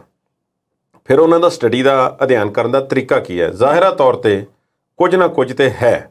ਅਨਪੜ੍ਹ ਵਿਅਕਤੀ ਤੇ ਹੈ ਨਹੀਂ ਕਿ ਵੈਸੇ ਹੀ ਗਿੱਦੜ ਸਿੰਘੀ ਹੱਥ 'ਚ ਕੋਈ ਆ ਗਈ ਹੈ ਕਿ ਇੱਧਰ ਨੂੰ ਕਮਾਈ, ਚਲੋ ਇੱਧਰ ਨੂੰ ਕਮਾਈ, ਠੀਕ ਹੋ ਗਿਆ। ਮਦਦ ਉਹਨਾਂ ਨੇ ਹਰੇਕ ਦੀ ਕੀਤੀ ਆ। ਸਾਰੀਆਂ ਪਾਰਟੀਆਂ ਦੀ ਮਦਦ ਅੱਜ ਤੱਕ ਉਹ ਕਰ ਚੁੱਕੇ ਨੇ, ਜਿਨ੍ਹਾਂ ਵਿੱਚੋਂ ਸਭ ਤੋਂ ਜ਼ਿਆਦਾ ਨਜ਼ਦੀਕੀ ਉਹਨਾਂ ਦੀ ਤ੍ਰਿਣਮੂਲ ਕਾਂਗਰਸ ਦੀ ਬੀਬੀ ਮਮਤਾ ਬੈਨਰਜੀ ਦੇ ਨਾਲ ਰਹੀ ਹੈ। ਹੁਣ ਮਮਤਾ ਬੈਨਰਜੀ ਵੀ ਬੇਸਿਕਲੀ ਜੋ ਕਾਂਗਰਸ ਵਾਲਾ ਥਿੰਕ ਟੈਂਕ ਹੈ, ਜੋ ਲੈਫਟ ਵਿੰਗ ਜਿਹੜੀਆਂ ਪਾਰਟੀਆਂ ਨੇ ਉਸ ਸੋਚ ਵਾਲੀਆਂ ਪਾਰਟੀਆਂ ਦੇ ਵਿੱਚੋਂ ਹੀ ਆ। ਹੁਣ ਜੇ ਅਸੀਂ ਉਹਨਾਂ ਦਾ ਹੁਣ ਪਿਛਲੇ 1-2 ਸਾਲਾਂ ਦਾ ਉਹਨਾਂ ਦਾ ਹਿਸਾਬ ਕਿਤਾਬ ਦੇਖੀਏ ਤੇ ਉਹਨਾਂ ਨੇ ਕਹਿ ਦਿੱਤਾ ਸੀ ਕਿ ਮੈਂ ਹੁਣ ਰਣਨੀਤੀਕਾਰ ਨਹੀਂ ਹੈ ਤੇ ਮੇਰੀ ਬੰਗਾਲ ਵਾਲੀ ਇਲੈਕਸ਼ਨ ਜਿਹੜੀ ਸੀ ਉਹ ਆਖਰੀ ਸੀ, ਤੇ ਹੋਇਆ ਵੀ ਇਸੇ ਤਰ੍ਹਾਂ। ਪੰਜਾਬ ਵਾਲੀ ਇਲੈਕਸ਼ਨ ਦੇ ਵਿੱਚ ਉਹ ਪਾਸਾ ਪਹਿਲਾਂ ਹੀ ਵੱਟ ਗਏ ਤੇ ਕੈਪਟਨ ਅਮਰਿੰਦਰ ਸਿੰਘ ਨੇ ਜੋ ਉਹਨਾਂ ਨੂੰ 1 ਰੁਪਈਏ ਦੀ ਤਨਖਾਹ ਤੇ ਰੱਖਿਆ ਹੋਇਆ ਸੀ, ਉਹ ਕੈਪਟਨ ਸਾਹਿਬ ਵੀ ਨਾ ਰਹੇ ਤੇ ਪ੍ਰਸ਼ਾਂਤ ਕਿਸ਼ੋਰ ਵੀ ਇੱਥੇ ਨਾ ਆਏ ਤੇ ਕਾਂਗਰਸ ਵਾਲੀ ਗੇਮ ਸਾਰੀ ਖਰਾਬ ਹੋ ਗਈ। ਪਰ ਪ੍ਰਸ਼ਾਂਤ ਕਿਸ਼ੋਰ ਕਾਂਗਰਸ ਦੇ ਨਾਲ ਕਾਂਗਰਸ ਨੂੰ ਕੁਝ ਚੋਭਾਂ ਹੀ ਲਾਉਂਦੇ ਰਹੇ। ਉਸ ਗੱਲ ਨੂੰ ਥੋੜਾ ਜਿਹਾ ਬਰੀਕੀ ਨਾਲ ਦੇਖਣ ਦੀ ਲੋੜ ਹੈ ਕਿ ਉਹ ਕਹਿੰਦੇ ਕੀ ਸਨ। ਇਹ ਚਾਹੁੰਦੇ ਸਨ ਕਾਂਗਰਸ ਵਾਲੇ ਕਿ ਰਾਹੁਲ ਹੈ, ਪ੍ਰਿਯੰਕਾ ਹੈ, ਸੋਨੀਆ ਹੈ, 1-2 ਹੋਰ ਨੇ, ਅਸੀਂ ਉਹੀ ਗੋਲਦਾਰੇ ਦੇ ਵਿੱਚ ਬੈਠ ਜਾਣਾ। ਜਿਵੇਂ ਕਾਂਗਰਸ ਵਾਲਿਆਂ ਦੀ ਇੱਕ ਮੀਟਿੰਗ ਜੀ ਹੁੰਦੀ ਹੈ, ਗੋਲ ਸਰਾਣੇ ਰੱਖੇ ਹੁੰਦੇ ਨੇ, ਚਾਦਰਾਂ ਚਿੱਟੀਆਂ ਵਿਛੀਆਂ ਹੁੰਦੀਆਂ ਨੇ, ਚਿੰਤਨ ਮੰਥਨ ਜੋ ਵੀ ਇਹਨਾਂ ਨੇ ਕਰਨਾ ਹੁੰਦਾ, ਉੱਥੇ ਬਹਿ ਜਾਣਾ ਤੇ ਪ੍ਰਸ਼ਾਂਤ ਕਿਸ਼ੋਰ ਨੂੰ ਵਿੱਚ ਬਿਠਾ ਲੈਣਾ ਤੇ ਉਹਨੇ ਪਤਾ ਨਹੀਂ ਸਾਨੂੰ ਕਿਹੜੀ ਸਕੀਮ ਦੇ ਦੇਣੀ ਤੇ ਜਿਸ ਦੇ ਨਾਲ ਸਾਡੇ ਹੱਥ 2-3 ਸਟੇਟਾਂ ਆ ਜਾਣੀਆਂ ਤੇ ਫਿਰ ਹੌਲੀ ਹੌਲੀ ਜਿਹੜੀ ਲੋਕ ਸਭਾ ਅਸੀਂ ਜਿੱਤ ਲੈਣੀ ਹੈ। ਮੈਂ ਨਹੀਂ ਕਹਿ ਰਿਹਾ ਕਿ ਹੋ ਨਹੀਂ ਸਕਦਾ, ਹੋ ਵੀ ਸਕਦਾ, ਪਰ ਬਕੌਲ ਪ੍ਰਸ਼ਾਂਤ ਕਿਸ਼ੋਰ ਅਸੀਂ ਉਹਨਾਂ ਨੂੰ ਡਿਸਕਸ ਕਰ ਰਹੇ ਹਾਂ। ਪ੍ਰਸ਼ਾਂਤ ਕਿਸ਼ੋਰ ਓਵਰਆਲ ਇੱਕ ਲਫ਼ਜ਼ ਵਰਤਦੇ ਨੇ, ਆਰਗੇਨਾਈਜੇਸ਼ਨਲ ਪ੍ਰੋਬਲਮਸ। ਉਹ ਕਾਂਗਰਸ ਦੇ ਵਿੱਚ ਢਾਂਚਾਗਤ ਮੁਸ਼ਕਲਾਂ ਜਾਂ ਤਬਦੀਲੀਆਂ ਨੂੰ ਵੇਖਣਾ ਚਾਹੁੰਦੇ ਨੇ, ਹੱਲ ਉਹਨਾਂ ਦਾ ਲੱਭਣਾ ਚਾਹੁੰਦੇ ਨੇ, ਜਿਸ ਦੇ ਲਈ ਮੌਜੂਦਾ ਜੋ ਲੀਡਰਸ਼ਿਪ ਹੈ ਉਸ ਦੇ ਵਿੱਚ ਵੱਡੇ ਬਦਲਾਅ ਦੀ ਗੱਲ ਨੂੰ ਉਹ ਵਾਰ ਅੱਗੇ ਰੱਖਦੇ ਨੇ। ਤੇ ਕਾਂਗਰਸ ਵਿੱਚ ਤੇ ਇਹੋ ਜਿਹੇ ਬਹੁਤ ਲੋਕਾਂ ਦੀ ਗਿਣਤੀ ਹੈ ਜਿਹੜੇ ਇਹ ਗੱਲ ਦੂਜੀ ਸੁਣਨੀ ਹੀ ਨਹੀਂ ਚਾਹੁੰਦੇ। ਕੈਪਟਨ ਅਮਰਿੰਦਰ ਸਿੰਘ ਪਾਰਟੀ ਦੇ ਵਿੱਚੋਂ ਨਿਕਲ ਕੇ ਵੀ ਸਿਰਫ ਇੰਨਾ ਹੀ ਕਹਿ ਰਹੇ ਨੇ ਕਿ ਰਾਹੁਲ ਤੇ ਪ੍ਰਿਯੰਕਾ ਅਜੇ ਬੱਚੇ ਨੇ। ਇਹ ਗੱਲ ਉਹਨਾਂ ਦੇ ਮੂੰਹੋਂ ਵੀ ਨਹੀਂ ਨਿਕਲੀ ਕਿ ਪਾਰਟੀ ਦਾ ਬੇੜਾ ਗਰਕ ਕਰਨ ਦੇ ਵਿੱਚ ਇਹਨਾਂ ਦਾ ਜ਼ਿਆਦਾ ਵੱਡਾ ਹੱਥ ਹੈ। ਭਾਈ ਜੇ ਪਾਰਟੀ ਦਾ ਕੁਝ ਬਣਾਉਣਾ ਤੇ ਇਹਨਾਂ ਤੋਂ ਪਿੱਛੇ ਹਟ ਜਾਓ ਜੀ। ਹੁਣ ਗੱਲ ਇਹ ਹੈ ਕਿ ਕੀ ਸੋਨੀਆ, ਰਾਹੁਲ ਤੇ ਪ੍ਰਿਯੰਕਾ ਪਿੱਛੇ ਹਟਣ ਨੂੰ ਤਿਆਰ ਨੇ? ਜੀ ਨਹੀਂ। ਉਹ ਤਿਆਰ ਵੀ ਹੋਣ ਤਾਂ ਉਹਨਾਂ ਨੂੰ ਇਸ ਗੱਲ ਤੋਂ ਮਜਬੂਰ ਕਰਨ ਲਈ ਕਿ ਉਹਨਾਂ ਨੂੰ ਜਿਹੜੇ ਕਹਿਣ ਬਾਰ-ਬਾਰ ਕਿ ਤੁਸੀਂ ਪਿੱਛੇ ਨਹੀਂ ਹਟਣਾ, ਉਹ ਵੀ ਬਹੁਤ ਲੋਕਾਂ ਦੀ ਵੱਡੀ ਗਿਣਤੀ ਹੈ। ਹੁਣ ਜੇ ਅਸੀਂ ਕਹੀਏ ਕਿ ਪ੍ਰਸ਼ਾਂਤ ਕਿਸ਼ੋਰ ਕੀ ਕਾਂਗਰਸ ਵਿੱਚ ਸ਼ਾਮਲ ਹੋ ਜਾਣਗੇ, ਉਹਨਾਂ ਨੂੰ ਪੁੱਛਿਆ ਗਿਆ ਸਵਾਲ ਕਿ ਕੀ ਤੁਸੀਂ ਵੱਡਾ ਅਹੁਦਾ ਚਾਹੁੰਦੇ ਸੀ ਤੇ ਇਸ ਕਰਕੇ ਨਹੀਂ ਤੁਸੀਂ ਜਿਹੜਾ ਆਪਸ਼ਨ ਪੇਸ਼ਕਸ਼ ਜਿਹੜੀ ਠੁਕਰਾਤੀ ਹੈ? ਪ੍ਰਸ਼ਾਂਤ ਕਿਸ਼ੋਰ ਨੇ ਬਿਲਕੁਲ ਨਾ ਕੀਤੀ ਉਸ ਗੱਲ ਦੀ ਕਿ ਮੈਂ ਵੱਡੇ ਅਹੁਦੇ ਦੀ ਤਲਾਸ਼ ਵਿੱਚ ਨਹੀਂ ਸਾਂ, ਮੈਂ ਕੁਝ ਤਬਦੀਲੀਆਂ ਕਰਨੀਆਂ ਚਾਹੁੰਦਾ ਹਾਂ। ਇੱਕ ਕੰਸਟੀਟਿਊਸ਼ਨਲ ਉਹਨਾਂ ਦੀ ਸਮੱਸਿਆ ਹੈ ਤੇ ਮੈਂ ਉਹਦੇ ਵਿੱਚ ਕੁਝ ਬਦਲਾਅ ਕਰਨੇ ਚਾਹੁੰਦਾ ਹਾਂ, ਜਿਹੜੀ ਮੇਰੇ ਗੱਲ ਨਹੀਂ ਬਣ ਰਹੀ ਤੇ ਇਸ ਕਰਕੇ ਮੈਂ ਭਾਈ ਉਧਰ ਨੂੰ ਜਾ ਨਹੀਂ ਸਕਦਾ ਜੀ। ਹੁਣ ਉਹਦੇ ਵਾਸਤੇ ਹੋਰ ਆਪਸ਼ਨਾਂ ਕੀ ਸੀ? ਤ੍ਰਿਣਮੂਲ ਕਾਂਗਰਸ, ਮੇਰਾ ਖਿਆਲ ਨਹੀਂ ਕਿ ਕਿਸੇ ਇੱਕ ਖੇਤਰੀ ਪਾਰਟੀ ਨਾਲ ਵੱਜ ਕੇ ਉਹ ਕਿਸੇ ਇੱਕ ਜਗ੍ਹਾ ਦਾ ਠੱਪਾ ਲਵਾਉਣ ਲਈ ਤਿਆਰ ਸਨ ਜੀ। ਫਿਰ ਉਹਨਾਂ ਨੂੰ ਚਾਹੀਦੀ ਤੇ ਪਾਰਟੀ ਉਹੀ ਹੈ ਜਿਹੜੀ ਰਾਸ਼ਟਰਵਾਦੀ ਹੋ ਕੇ ਜਾਂ ਕੇਂਦਰੀ ਪੱਧਰ ਤੇ ਪੂਰੇ ਸੂਬਿਆਂ ਦੇ ਵਿੱਚ ਨੁਮਾਇੰਦਗੀ ਪੇਸ਼ ਕਰ ਸਕੇ। ਇਸ ਵਾਸਤੇ ਜਿਹੜਾ ਉਹਨਾਂ ਨੇ ਕੰਮ ਜਿਹੜਾ ਸ਼ੁਰੂ ਕੀਤਾ ਹੈ ਤੇ ਉਹਨਾਂ ਨੇ ਸਾਬਤ ਕੀਤਾ ਅਜੇ ਤੱਕ ਜਿਹੜੀ ਉਹਨਾਂ ਦੀ ਗੱਲਬਾਤ ਹੈ ਕਿ ਆਪਣੇ ਹਿਸਾਬ ਨਾਲ ਚੱਲਣਾ ਚਾਹੁੰਦੇ ਨੇ। ਤੇ ਪਰ ਹੁਣ ਉਹ ਜਦੋਂ ਪਾਰਟੀ ਬਣਾ ਰਹੇ ਨੇ ਤੇ ਟੀਮ ਕਿਹੋ ਜਿਹੀ ਬਣਾਉਣਗੇ, ਇਹ ਅਗਲਾ ਸਵਾਲ ਹੈ। ਤੇ ਸਿੱਧੂ ਸਾਹਿਬ ਦੀ ਬਾਡੀ ਲੈਂਗੁਏਜ ਬੜੀ ਹੌਸਲੇ ਵਾਲੀ ਹੈ। ਕੁਝ ਦਿਨ ਪਹਿਲਾਂ ਪ੍ਰਸ਼ਾਂਤ ਕਿਸ਼ੋਰ ਦੇ ਨਾਲ ਤਸਵੀਰ ਸਾਂਝੀ ਕੀਤੀ, ਕਿਹਾ ਕਿ ਮੇਰਾ 올ਡ ਬੈਸਟ ਫਰੈਂਡ ਆ, ਤੇ ਉਹਦੇ ਬਾਰੇ ਤੁਹਾਡਾ ਕੀ ਵਿਚਾਰ ਹੈ? ਦੇਖੋ, ਜਿੱਦਾਂ ਉਹ ਇੱਕ ਫਰੇਜ਼ ਹੈ ਲੰਬੀ ਚੌੜੀ, ਚਲੋ ਉਹ ਤਾਂ ਕੀ ਸਾਂਝੀ ਕਰਨੀ ਹੈ ਹੁਣ, ਤੇ ਉਹ ਠੀਕ ਹੈ 올ਡ ਫਰੈਂਡ ਤੇ ਉਹਨਾਂ ਦੇ ਹੋਰ ਵੀ ਹੋਣਗੇ, ਪਰ ਜਿਵੇਂ 올ਡ ਫਰੈਂਡਸ ਹਮੇਸ਼ਾ ਫਰੈਂਡਸ ਨਹੀਂ ਰਹਿੰਦੇ। ਪੰਜਾਬ ਦੇ ਵਿੱਚ ਜਦੋਂ ਭਾਰਤੀ ਜਨਤਾ ਪਾਰਟੀ ਦੇ ਵਿੱਚ ਸਨ ਤੇ ਪਾਣੀ ਪੀ ਕੇ ਕੋਸਦੇ ਸਨ ਕਾਂਗਰਸ ਦੇ ਕੁਝ ਮੰਤਰੀਆਂ ਨੂੰ, MLAs ਨੂੰ, ਤੇ ਝੜਪਾਂ ਵੀ ਹੋਈਆਂ ਕਈਆਂ ਦੇ ਨਾਲ, ਤੇ ਫਿਰ ਉਹਨਾਂ ਨਾਲ ਸਾਂਝੇ ਬੈਠੇ, ਉਹਨਾਂ ਨਾਲ ਗੱਲਾਂ ਬਾਤਾਂ ਕਰਦੇ ਸੀ। ਹੁਣ ਇਸ ਤਰ੍ਹਾਂ ਦਾ ਜਿਹੜਾ ਇੱਕ ਸਿਆਸੀ ਜਿਹੜਾ ਗੱਠਜੋੜ ਹੈ ਜਾਂ ਜੋੜ ਤੋੜ ਹੈ, ਇਸ ਦੇ ਬਾਰੇ ਸਿੱਧੂ ਇਹਨਾਂ ਨੂੰ ਇਸ ਦੇ ਗੱਲ ਦੇ ਵਿੱਚ ਇਮੋਸ਼ਨਸ ਨੂੰ ਨਹੀਂ ਲਿਆ ਸਕਦੇ, ਭਾਵਨਾਵਾਂ ਨੂੰ ਸ਼ਾਮਲ ਨਹੀਂ ਕਰ ਸਕਦੇ। ਦੋਸਤ ਤੇ ਪਾਰਟੀਆਂ ਦੋ ਵੱਖਰੀਆਂ ਦੇ ਵੀ ਹੁੰਦੇ ਨੇ। ਪ੍ਰਸ਼ਾਂਤ ਕਿਸ਼ੋਰ ਨੂੰ ਉਹ ਕਿਵੇਂ ਵੇਖਦੇ ਨੇ ਇਸ ਗੱਲ ਦਾ ਮੈਨੂੰ ਅੰਦਾਜ਼ਾ ਨਹੀਂ, ਪਰ ਪ੍ਰਸ਼ਾਂਤ ਕਿਸ਼ੋਰ ਬਿਲਕੁਲ ਹੋਰ ਕਿਸੇ ਨਜ਼ਰੀਏ ਨਾਲ ਜਾਂ ਉਹਨਾਂ ਦੀ ਐਨਕ ਹੋਰ ਹੈ ਚੀਜ਼ਾਂ ਨੂੰ ਜਾਂ ਸਮੱਸਿਆਵਾਂ ਨੂੰ ਜਾਂ ਓਵਰਆਲ ਸਿਚੁਏਸ਼ਨ ਨੂੰ ਦੇਖਣ ਦੀ। ਬਿਹਾਰ ਦੇ ਵਿੱਚ ਉਹਨਾਂ ਨੇ ਪਾਰਟੀ ਲਾਂਚ ਕੀਤੀ ਹੈ, ਜਨ ਸਵਰਾਜ ਪਾਰਟੀ, ਕਿ ਉਹ ਜਿਵੇਂ ਜਿਸ ਤਰ੍ਹਾਂ ਦਾ ਉਹ ਗੱਲ ਕਰਦੇ ਨੇ, ਕਈ ਵਾਰੀ ਜਦੋਂ ਉਹਨਾਂ ਦੀ ਗੱਲਬਾਤ ਸੁਣਦੇ ਆ ਕਈ ਵਾਰੀ 2-3 ਵਾਰੀ ਉਸਨੂੰ ਘੋਖਣਾ ਪੜ੍ਹਨਾ ਪੈਂਦਾ ਕਿ ਅਸਲ ਵਿੱਚ ਪ੍ਰਸ਼ਾਂਤ ਕਿਸ਼ੋਰ ਕਹਿ ਕੀ ਰਹੇ ਨੇ। ਕਿ ਬਿਹਾਰ ਦੇ ਵਿੱਚ ਜਿੱਥੇ ਇੰਨੀ ਜ਼ਿਆਦਾ ਗਰੀਬੀ ਹੈ ਤੇ ਸਮੱਸਿਆਵਾਂ ਹੀ ਬਿਹਾਰ ਦੀਆਂ ਹੋਰ ਨੇ, ਅਰਬਨ ਸੁਸਾਇਟੀ ਇੰਨੀ ਜ਼ਿਆਦਾ ਨਹੀਂ ਹੈ ਜਿੰਨੀ ਕਿ ਰੂਰਲ ਤੌਰ ਬੈਕਵਰਡ ਸੁਸਾਇਟੀ ਹੈ, ਕਿ ਉੱਥੇ ਉਹ ਗੱਲ ਆਪਣੀ ਲੋਕਾਂ ਤੱਕ ਪਹੁੰਚਾ ਸਕਣਗੇ। ਕਿ ਬਿਹਾਰ ਦਾ ਮੁੱਖ ਮੰਤਰੀ ਬਣਨਾ ਉਹਨਾਂ ਦਾ ਟੀਚਾ ਹੈ, ਜਾਂ ਜਨ ਸਵਰਾਜ ਦਾ ਮਤਲਬ ਅਜੇ ਤੱਕ ਤੇ ਮੈਂ ਡਿਕਸ਼ਨਰੀ 'ਚੋਂ ਲੱਭਿਆ ਨਹੀਂ। ਇਹਦੇ ਵਿੱਚੋਂ ਹੌਲੀ ਹੌਲੀ ਫਿਰ ਪੱਤੇ ਹੁਣ ਉਹਨਾਂ ਨੂੰ ਖੋਲ੍ਹਣੇ ਪੈਣਗੇ। ਪਹਿਲਾਂ ਉਹ ਜਿਹਨੂੰ ਜੋ ਮਰਜ਼ੀ ਕਹਿ ਕੇ ਭੰਡ ਸਕਦੇ ਸਨ, ਪਰ ਅੱਜ ਉਹਨਾਂ ਨੂੰ ਲੋਕਾਂ ਸਾਹਮਣੇ ਰੱਖਣਾ ਪਏਗਾ। ਕਿ ਜਿਵੇਂ ਉਹਨਾਂ ਨੇ ਗੱਲਾਂ ਕੀਤੀਆਂ ਨੇ ਨਾ ਕਿ ਇੱਕ ਨਾਰਾ ਇਸ ਤਰ੍ਹਾਂ ਜਾਂ ਫਲਾਣੇ ਨੂੰ ਟਾਰਗੇਟ ਕਰਕੇ ਵੋਟਾਂ ਲੈਣੀਆਂ, ਇਹ ਕੰਮ ਚੱਲ ਜਾਂਦਾ ਹੈ। ਕਿ ਉਹ ਉੱਥੇ ਨਿਤਿਸ਼ ਕੁਮਾਰ ਦੀ ਲੋਕ ਜਿਹੜੀ ਪ੍ਰਸਿੱਧੀ ਘਟੀ ਆ ਉਸ ਦਾ ਖਿਲਾਫ ਵੇਖ ਰਹੇ ਨੇ, ਉਹਨੂੰ ਭਰਨਾ ਚਾਹੁੰਦੇ ਨੇ। ਇਹ ਗੱਲ ਉਹ ਬਾਰ-ਬਾਰ ਕਹਿੰਦੇ ਨੇ ਕਿ ਜਦੋਂ ਕੋਈ ਇੱਕ ਪਾਰਟੀ ਲਾਂਭੇ ਹੁੰਦੀ ਹੈ ਤਾਂ ਖਾਲੀ ਜਗ੍ਹਾ ਹੁੰਦੀ ਹੈ ਤੇ ਉਸ ਦੀ ਜਗ੍ਹਾ ਲੈਣ ਲਈ ਹੋਰ ਪਾਰਟੀ ਉੱਥੇ ਨਵੀਂ ਜਾਂ ਪੁਰਾਣੀ ਕੋਈ ਆ ਵੜਦੀ ਹੈ। ਕਿ ਇਸ ਤਰ੍ਹਾਂ ਦਾ ਖਿਲਾਫ ਵੇਖ ਰਹੇ ਨੇ ਬਿਹਾਰ ਵਿੱਚ। ਕਿ ਕੇਂਦਰ ਦੇ ਵਿੱਚ ਵੀ ਜਦੋਂ ਬਾਰ-ਬਾਰ ਕਹਿੰਦੇ ਨੇ ਕਿ ਇੱਕ ਤਕੜੀ ਵਿਰੋਧੀ ਧਿਰ ਦੀ ਲੋੜ ਹੈ ਜੋ ਕਦੇ ਸਰਕਾਰ ਵੀ ਬਣਾ ਸਕੇਗੀ, ਕਿ ਉਸ ਬਦਲ ਵਜੋਂ ਦੇਖ ਰਹੇ ਨੇ ਕਿਸ ਤਰ੍ਹਾਂ ਦਾ ਪਲੇਟਫਾਰਮ ਪੇਸ਼ ਕਰਨਗੇ। ਹੁਣ ਉਹਨਾਂ ਦਾ ਅਸਲੀ ਪਤਾ ਲੱਗੇਗਾ ਕਿ ਕੀ ਉਹ ਕਹਿਣਾ ਚਾਹੁੰਦੇ ਨੇ, ਤੇ ਜਾਂ ਫਿਰ ਜਿਹੜੇ ਵੀ ਪ੍ਰੈਸ਼ਰ ਗਰੁੱਪਸ ਹਨ ਉਹ ਕੀ ਉਹਨਾਂ ਵਾਂਗ ਹੀ ਰਹਿਣਾ ਚਾਹੁੰਦੇ ਨੇ, ਕਿ ਜਾਂ ਰਣਨੀਤੀਕਾਰ ਹੀ ਨੇ। ਪਰ ਨਿਤਿਸ਼ ਕੁਮਾਰ ਦੇ ਨਾਲ ਮਿਲ ਕੇ ਕੰਮ ਕਰ ਚੁੱਕੇ ਨੇ ਕਿਸੇ ਸਮੇਂ ਤੇ ਉਹ, ਤੇ ਉਹਨਾਂ ਨੂੰ ਕੈਬਨਿਟ ਰੈਂਕ ਵੀ ਦਿੱਤਾ ਹੋਇਆ ਸੀ ਉਹਨਾਂ ਨੂੰ। ਪਰ ਅਜੇ ਹੁਣ ਅਸਲੀ ਟੈਸਟ ਜਿਹੜਾ ਹੈ ਪ੍ਰਸ਼ਾਂਤ ਕਿਸ਼ੋਰ ਦਾ ਹੁਣ ਸ਼ੁਰੂ ਹੋਵੇਗਾ। ਉਹਨਾਂ ਨੇ ਆਪ ਹੀ ਸ਼ੁਰੂ ਕਰ ਲਿਆ, ਤੇ ਪਰ ਹੁਣ ਪੱਤੇ ਖੋਲ੍ਹਣੇ ਪੈਣਗੇ, ਦੱਸਣਾ ਪਏਗਾ ਲੋਕਾਂ ਨੂੰ ਕਿ ਤੁਹਾਨੂੰ ਕੀ ਦੇਵਾਂਗੇ ਅਸੀਂ ਸਰਕਾਰ ਬਣਾ ਕੇ, ਜਾਂ ਫਲਾਣੇ ਨੇ ਆਹ ਕੰਮ ਗਲਤ ਕੀਤਾ ਸੀ ਤੇ ਅਸੀਂ ਇਸ ਨੂੰ ਇਸ ਤਰ੍ਹਾਂ ਕਰਾਂਗੇ। ਜਾਂ ਫਿਰ ਇੱਕ ਜਿਵੇਂ ਉਹ ਕਹਿੰਦੇ ਨੇ ਕਿ ਕੋਈ ਇੱਕ ਗੱਲ ਕਲਿੱਕ ਕਰਦੀ ਹੈ ਤੇ ਕੀ ਇਸ ਤਰ੍ਹਾਂ ਦੀ ਗੱਲ ਛੱਡ ਦੇਣਗੇ ਜਿਸ ਨਾਲ ਲੋਕ ਉਹਨਾਂ ਵੱਲ ਨੂੰ ਇੱਕਦਮ ਹੋ ਜਾਣਗੇ। ਕੀ ਉਹ ਇਸ ਤਰ੍ਹਾਂ ਦਾ ਕਹਿਣਗੇ ਕਿ ਬਿਹਾਰ ਦੇ ਹਰ ਬੰਦੇ ਨੂੰ 5000 ਦੀ ਪੈਨਸ਼ਨ ਜਾਂ ਕੁਛ ਇਸ ਤਰ੍ਹਾਂ ਦਾ, ਤੇ ਹੋ ਸਕਦਾ ਵੋਟਾਂ ਉਹਨਾਂ ਨੂੰ ਪੈ ਜਾਣ। ਕੀ ਪਤਾ ਮਨ ਵਿੱਚੋਂ ਕੀ ਲੈ ਬੈਠੇ ਨੇ। ਅਜੇ ਹੁਣ ਜੋ ਉਹਨਾਂ ਨੇ ਆਪਣੀ ਛਾਤੀ ਦੇ ਕਲੋਜ਼, ਆਪਣੇ ਜਿਵੇਂ ਕਹਿੰਦੇ ਨੇ ਕਿ keep your cards close to the chest, ਕਿ ਜੇ ਵਧੀਆ ਤਾਸ਼ ਖੇਲਣੀ ਹੋਵੇ ਤੇ ਉਹ ਉਹਨਾਂ ਨੇ ਅਜੇ ਤੱਕ ਇਸੇ ਤਰ੍ਹਾਂ ਰੱਖੇ ਹੋਏ ਸੀ। ਹੁਣ ਉਹਨਾਂ ਨੂੰ ਦਿਖਾਉਣੇ ਪੈਣਗੇ ਕਿ ਮੈਂ ਕੀ ਕਰਨਾ ਚਾਹੁੰਦਾ। ਹੁਣ ਲੋਕਾਂ ਨੂੰ ਪਤਾ ਲੱਗੇਗਾ ਕਿ ਅਸਲ ਵਿੱਚ ਪ੍ਰਸ਼ਾਂਤ ਕਿਸ਼ੋਰ ਕਿਸ ਤਰ੍ਹਾਂ ਭਲਾ ਕਰਨਾ ਚਾਹੁੰਦੇ ਨੇ ਸਮਾਜ ਦਾ, ਜਾਂ ਸਿਰਫ ਇੱਕ ਰਣਨੀਤੀਕਾਰ ਹੀ ਨੇ ਜਿਨ੍ਹਾਂ ਦਾ ਕੰਮ ਵੋਟਾਂ ਵਗੈਰਾ ਜਿੱਤਣਾ ਹੈ, ਇਸ ਤੋਂ ਗਾਂਹ ਨਹੀਂ। ਜੀ, ਅੱਜ ਦੇ ਪ੍ਰੋਗਰਾਮ ਨੂੰ ਇੱਥੇ ਹੀ ਖਤਮ ਕਰਨ ਦਾ ਵੇਲਾ ਹੈ। ਦਰਸ਼ਕਾਂ ਤੋਂ ਲੈਂਦੇ ਹਾਂ ਵਿਦਾ। ਕੁਲਦੀਪ ਜੀ, ਤੁਹਾਡਾ ਬਹੁਤ-ਬਹੁਤ ਸ਼ੁਕਰੀਆ ਸਟੂਡੀਓ 'ਚ ਆਏ ਤੁਸੀਂ, ਤੇ ਇਹ ਵੀ ਆਸ ਰੱਖਦੇ ਹਾਂ ਕਿ ਸਾਡੇ ਦਰਸ਼ਕਾਂ ਨੂੰ ਸਾਡਾ ਅੱਜ ਦਾ ਇਹ ਪ੍ਰੋਗਰਾਮ ਚੰਗਾ ਲੱਗਾ ਹੋਵੇਗਾ। ਕੱਲ੍ਹ ਫਿਰ ਨਵੇਂ ਮੁੱਦਿਆਂ ਦੇ ਨਾਲ ਹਾਜ਼ਰੀ ਭਰਾਂਗੇ, ਤੇ ਤੁਸੀਂ ਇਸੇ ਤਰ੍ਹਾਂ ਜੁੜੇ ਰਹੋ ਪੰਜਾਬੀ ਨੈਸ਼ਨਲ TV ਦੇ ਨਾਲ। ਉਮੀਦ ਤੁਹਾਡੀ, ਕੋਸ਼ਿਸ਼ ਸਾਡੀ।